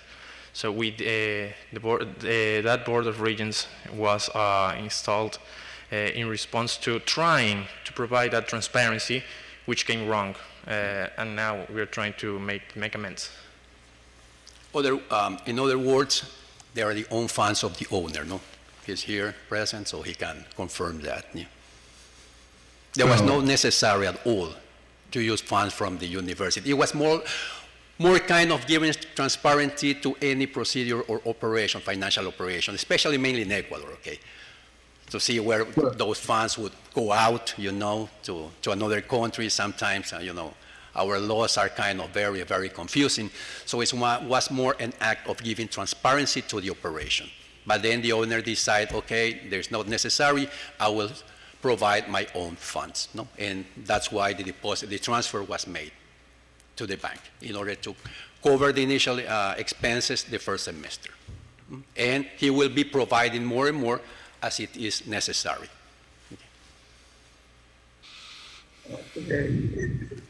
Your answer, thank you for that. I might have lost the answer in the commentary. So simply put, did you get a loan from the foreign university? Not at all. They are own personal funds. Okay, and did you submit proof of transfer of funds from the individual individually to the Miami school? I believe that's on the CPA, Certified Public Accountant Statement, and where it details on how all the details of the transparency of the funds, and all of them are directly from the owner's funds, and hence it was certified by David Hernandez, our CPA.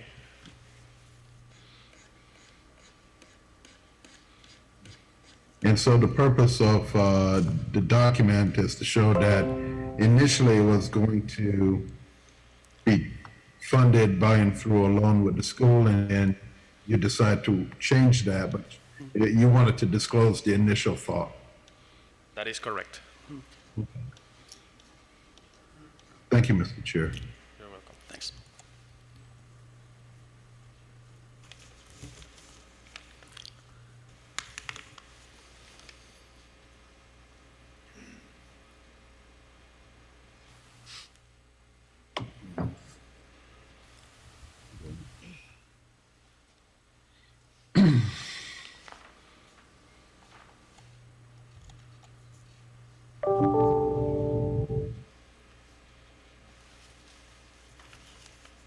Okay. Is there any further discussion? I need a motion and a second. We have a bunch of contingencies already noted for the record. Move to accept staff recommendation with the additional contingencies as discussed. A motion by Ms. Bradley, second. I'll second it. Second, Dr. Matos. Discussion. Hearing none, all those in favor signify by saying aye. Aye. Opposed? Motion carries. Good luck, and remember, Thank you very much to all of you. 1 year. I will be here too. I will be Okay. responding to you all, okay? we'll All be right, glad to thanks a lot. Okay.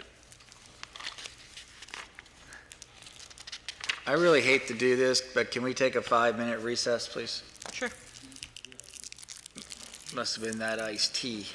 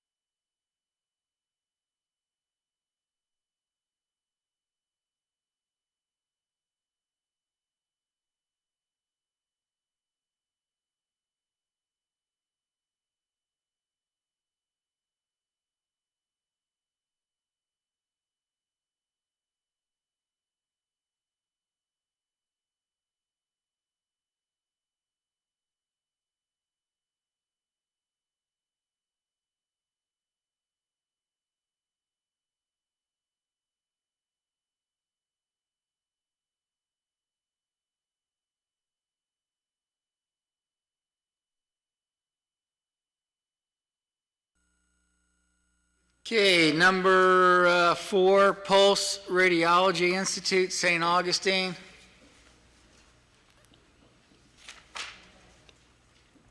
You gentlemen walking up to the podium, or you're...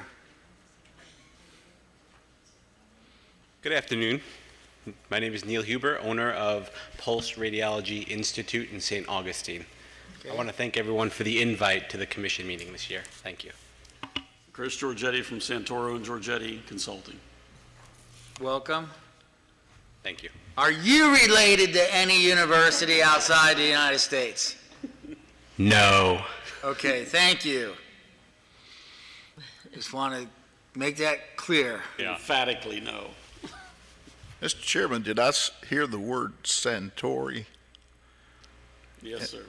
involved there? Michael's my partner. Oh, okay. He's the original. The original Mike Santoro. Yeah, he's the original Michael Santoro. Not the Michael Santoro that works for CIE. He goes back a long way. He sends his warm regards, by the way. they were lukewarm, Sam. Just a quick question. So, obviously, this program tends to be one of those that whenever you go for employment, they like to see what kind of specialization. And I'm going to be very politically correct here. What kind of institutional specializations and associations they have attained? So, is there any kind of plans of pursuing institutional accreditation soon thereafter? You have a plan already? Yes. You have a dream? We have many dreams, but definitely a plan. Okay, talk to me about that plan. Sure.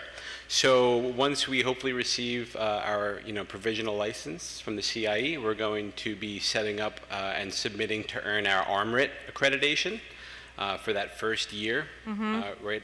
During the 2021 year.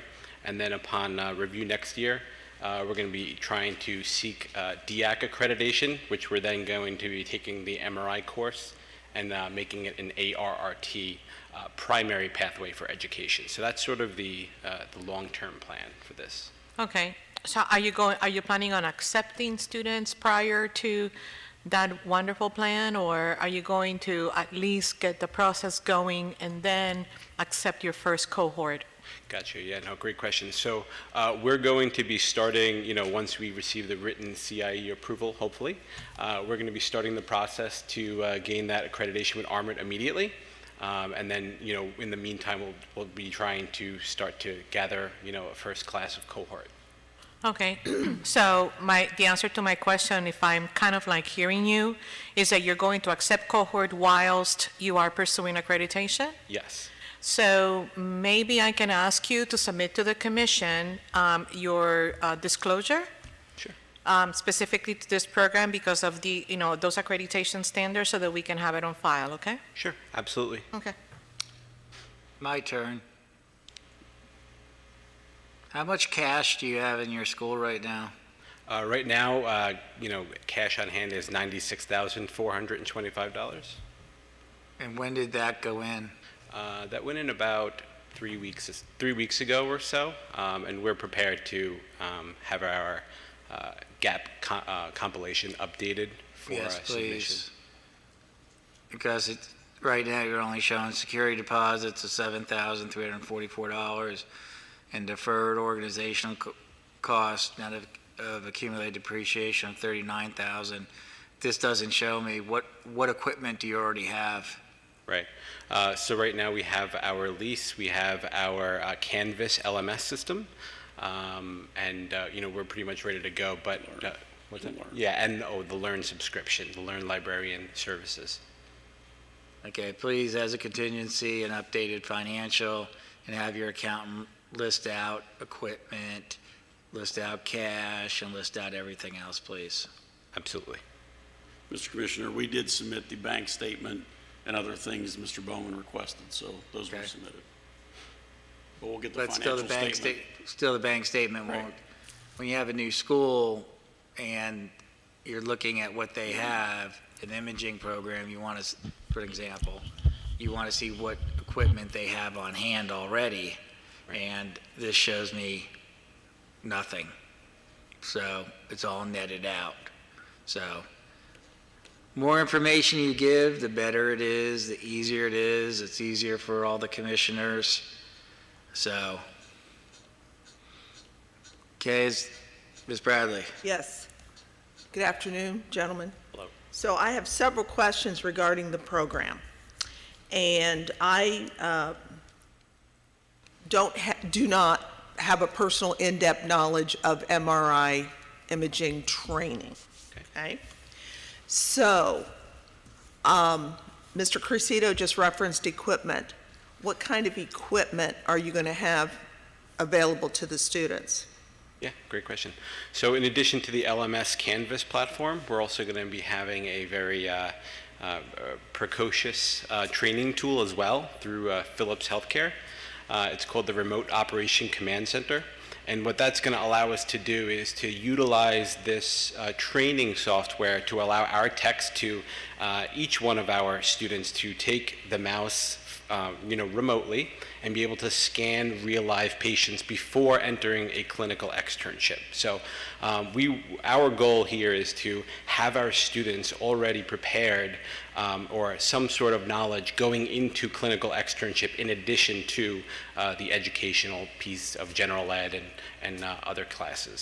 So is everything virtual? The online classes is going to be virtual. The lab through Philips Healthcare will be virtual, but the clinical externships will be on site. That's why it's hybrid. Yep. I see. So you, now the Philips Healthcare part, are you leasing something from them? You buying something from them? What is? Yeah. What is that? That is, explain what it is. It's not a piece of equipment. Sure. It's a hardware equipment software as well, where we're able to, from a computer at our school, connect to a MRI scanner in Gainesville, which is Philips owned. And on site, there is going to be a technologist and a volunteer patient that is going to go onto the MRI scanner. And then we're going to be, from our school, going to be able to start the scanner, position image slices, and adjust parameters. And from that theory, it allows our techs or our students to know how to essentially set up an MRI scanner before they even get to clinical. So it is a hardware and a software. It's not much. From our students' perspective, which is important, which is the students are the most important, they're going to need Wi-Fi connection, access to a Zoom session, which goes to the Wi-Fi, and a mouse. That's all they're going to need for this exercise. It is, in a sense, it is virtual. Yes, the ROC system through Philips is virtual, yes. So is this something that's common? I mean, is it commonly done? Okay. Yeah, it's getting. In schools, in an educational setting. Yes. Okay, that's what I was getting at. You know, if hindsight was 20/20, when COVID started, you'd invested in all these companies. I know from my point of view, what we've purchased subscriptions for our programs for the virtual. I mean, it's so much more in detail than what you can have in person. Okay. Like for an example, at our chiropractic school, I'm talking about Kaiser's, not Southeastern, we have this table that looks like a body comes up on it. Instead of having cadavers, okay, you can, there's like 1,000 different scenarios. You can peel back the skin. I mean, it does stuff that you would never think Right, that you something couldn't do could it in a brick and mortar situation. Okay, so that helps to address that part of it. The other part that I wanted to find out was, this is MRI only. Correct. Are there enough jobs Yeah, it's a great for question. people that come out and all I can do are MRIs? I can't do any other kind of imaging. Yeah. So being in the field, I can attest to there being many, many jobs. And as we all know, I'm sure we've all sat here and had to go for an MRI at one point. There's MRI scanners going up on every street corner. So the jobs, yes, there's absolutely a demand. I've had documented emails, with some of our clinical affiliations that they're ready to hire. So, and they just don't have enough technologists. So I think now is a great time to strike with this and just to sort of, add more techs to the field and, satisfy that demand. Yeah, if I might add, it seems like now everybody has an MRI. Yeah. Up to and including the veterinarian. Yeah, but that happens by the insurance company after they send you for a useless X-ray before they'll send you for an MRI, which the doctor knows better that an X-ray won't show anything. Okay, you still have to go for an X-ray. Yeah. Right. But I like the wide body MRIs. Oh, they're They great. kind of fit me a lot better than those little 5 ones. centimeters left and right and top to bottom makes a big difference. Yeah, I So- get a little claustrophobic in Yeah. there, Oh. So, Okay, I just have a couple more questions. All right, about the credentialing agencies. So what is the general, do you already have approval from either of the two entities that you mentioned? You're referring to the accreditation? Armrit? Yeah. Yes, Yes. yes, the ARRT Armrit. and Yep. AMRIT. So yes, we've been in conversations with the Armrit. They know that we are going to be seeking accreditation through them. The first step is, state licensure, which is why we're here today. So, once we receive that state licensure, we're going to be moving right on to Armrit accreditation. So you can, do you have to have graduates first? No, before? no graduates. Okay. So is it possible to achieve that prior to your first class graduating? Absolutely. Oh, absolutely, that will happen. Because would an employer look at graduates from a school that did not have that? Exactly. So our standpoint is we want our students not only to pass and graduate successfully, but also get a job. So that's why our main focus, or one of our main focuses, are going to be getting this accreditation through Armrit. So once our students graduate, they are then eligible to sit for their registry certification exam. Right. Ms. because- Bradley, that's why I requested that disclosure in the meantime. Right, because that's our whole purpose. Sure. To make sure that your program is acceptable to whatever third parties bless the profession, and thus your graduates would be employable. So, okay, well, you've clarified everything for me. I just wanted to make sure that there wouldn't be any long time frame To get this. that you can move forward with that credentialing as soon as possible. You got it. All right, Mr. thank Chairman, you. yeah, if I may ask, I thought, following Ms. Bradley's comment, and it was going to be an additional comment of mine as well, so thank you, Ms. Bradley. I wonder if by any chance you would compromise that whilst you are getting this accreditation, the AMRIT specifically, just because you need to have it in order for the students to sit and take the exam, would you compromise and to take that out of the catalog in the meantime? And then just have the disclosure that actually would say, eligible and, whatever the case would be? Yeah, sure. Would that be okay? That's Okay. totally okay.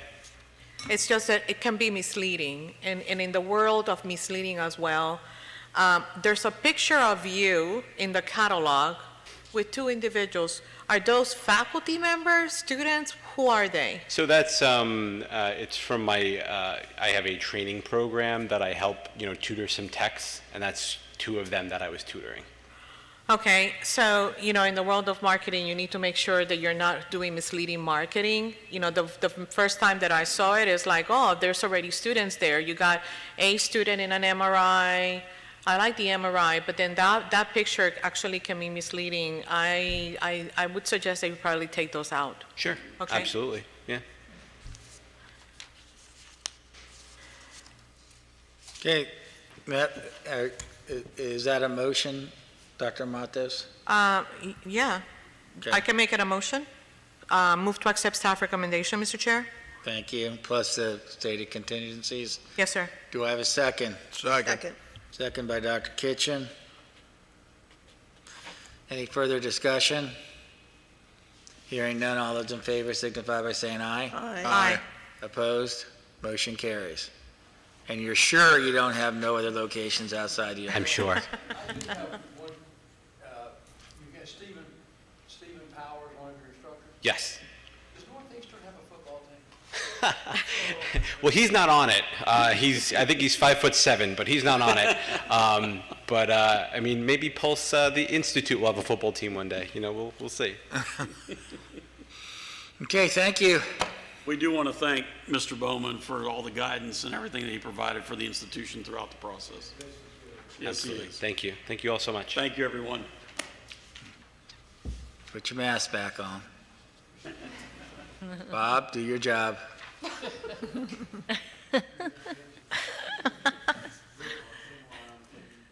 He's getting good at this.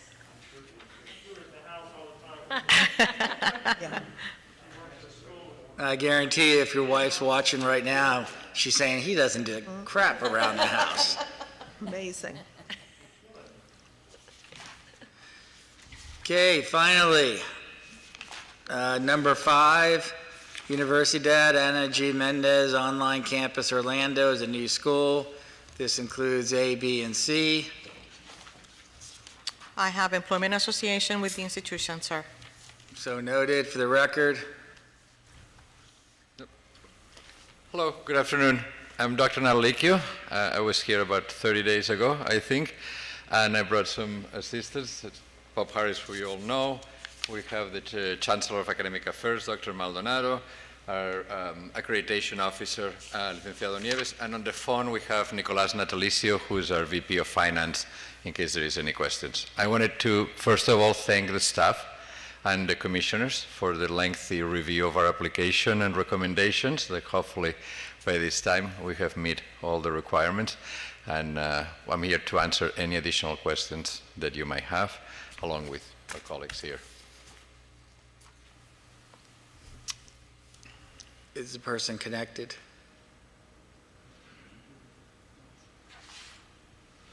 Just in case. It is Nicolás Natalicio, with a Z.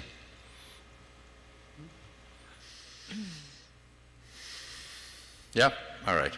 Yeah, he is. Yes, sir. Good afternoon. Would you like to give us an overview first of what you're doing? So Absolutely. the commissioners have an understanding of this. I finally figured it out, and it's something that I know very well, but it was hard to get to that point just to figure out what you were doing. So go ahead. Absolutely. We currently are part of the Sistema Universitario Ana Geméndez, which owns 5 institutions. Well, owns, they're all nonprofit, but have 5 institutions. 3 of them have campuses here in Florida, which are now, these 3 institutions in Puerto Rico are merging into one institution called Universidad Ana Geméndez. The online campus was it was the 4th institution.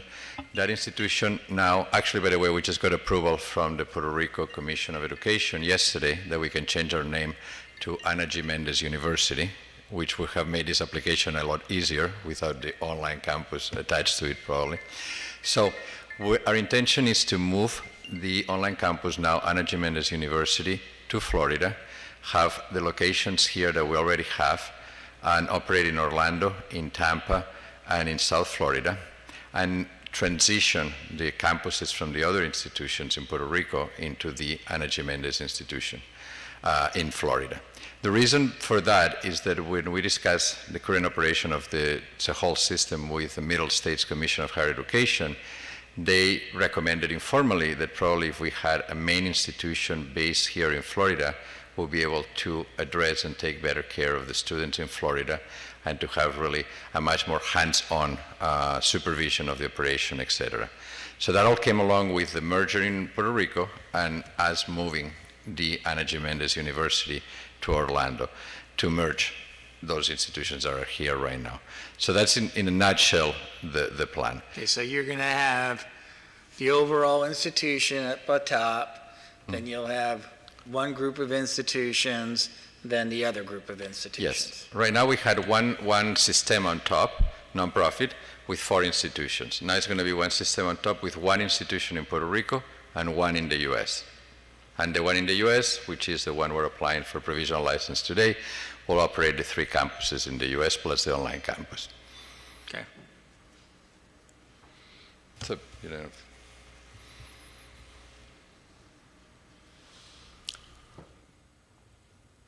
Good afternoon. So where are you in the process with Middle States? Middle States has approved already the change of mission from online to online and ground.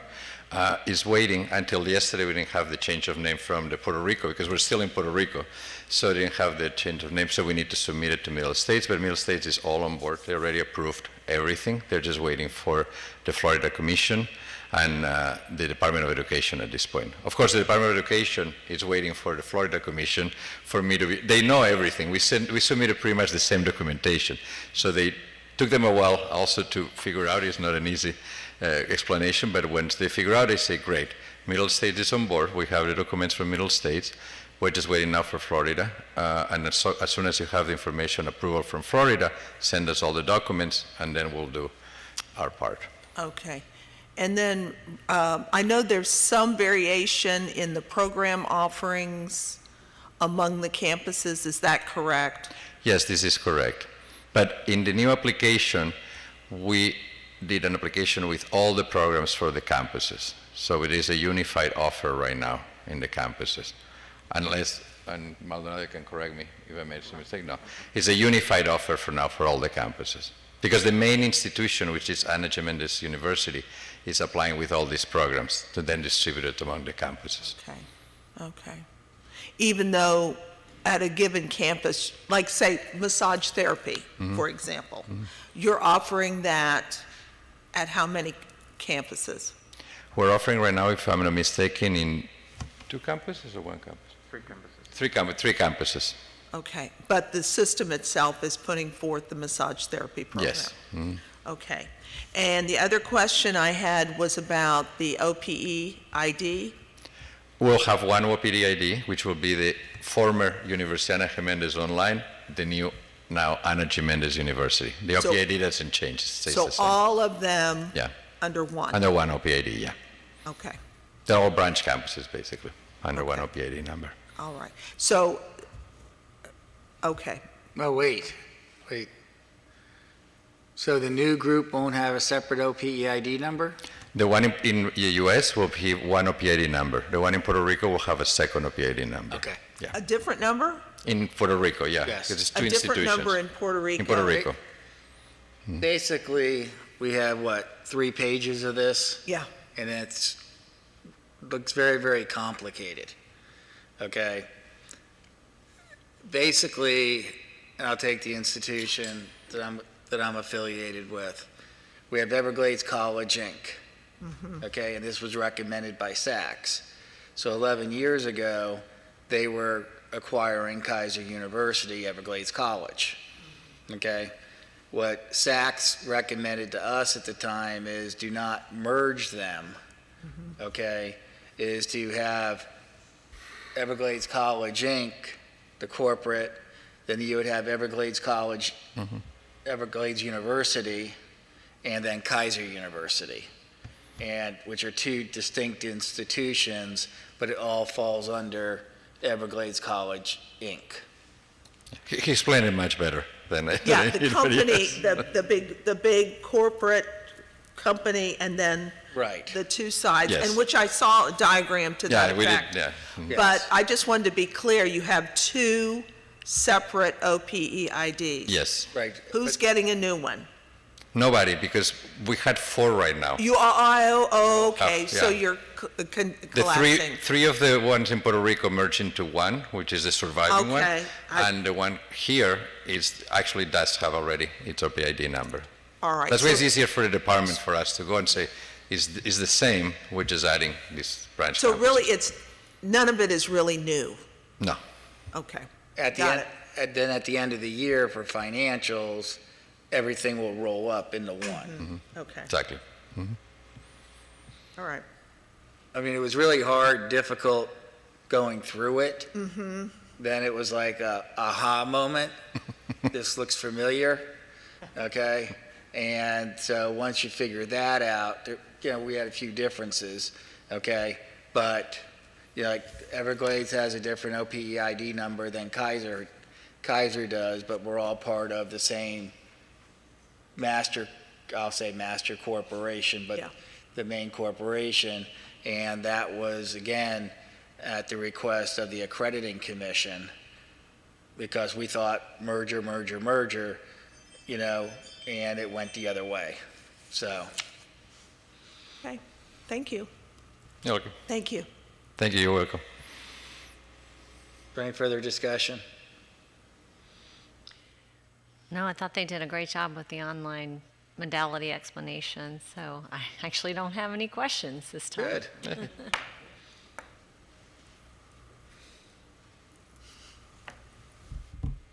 Okay. Motion, please. Move to accept staff recommendation. I have a motion by Ms. Bradley, Second? second by Ms. Mulheron. Discussion?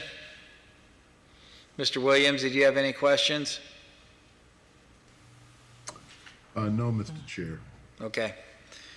Hearing no further discussion, all in favor, say aye. Aye. Opposed? Motion carries. Thank you very much, everybody. Sorry for the delays and everything else, but rather be like good wine, it takes time, and get everything right. I agree. Thank you so much. Thank you all. Favorite thing for me to do on day one of a meeting? Yay. Recess.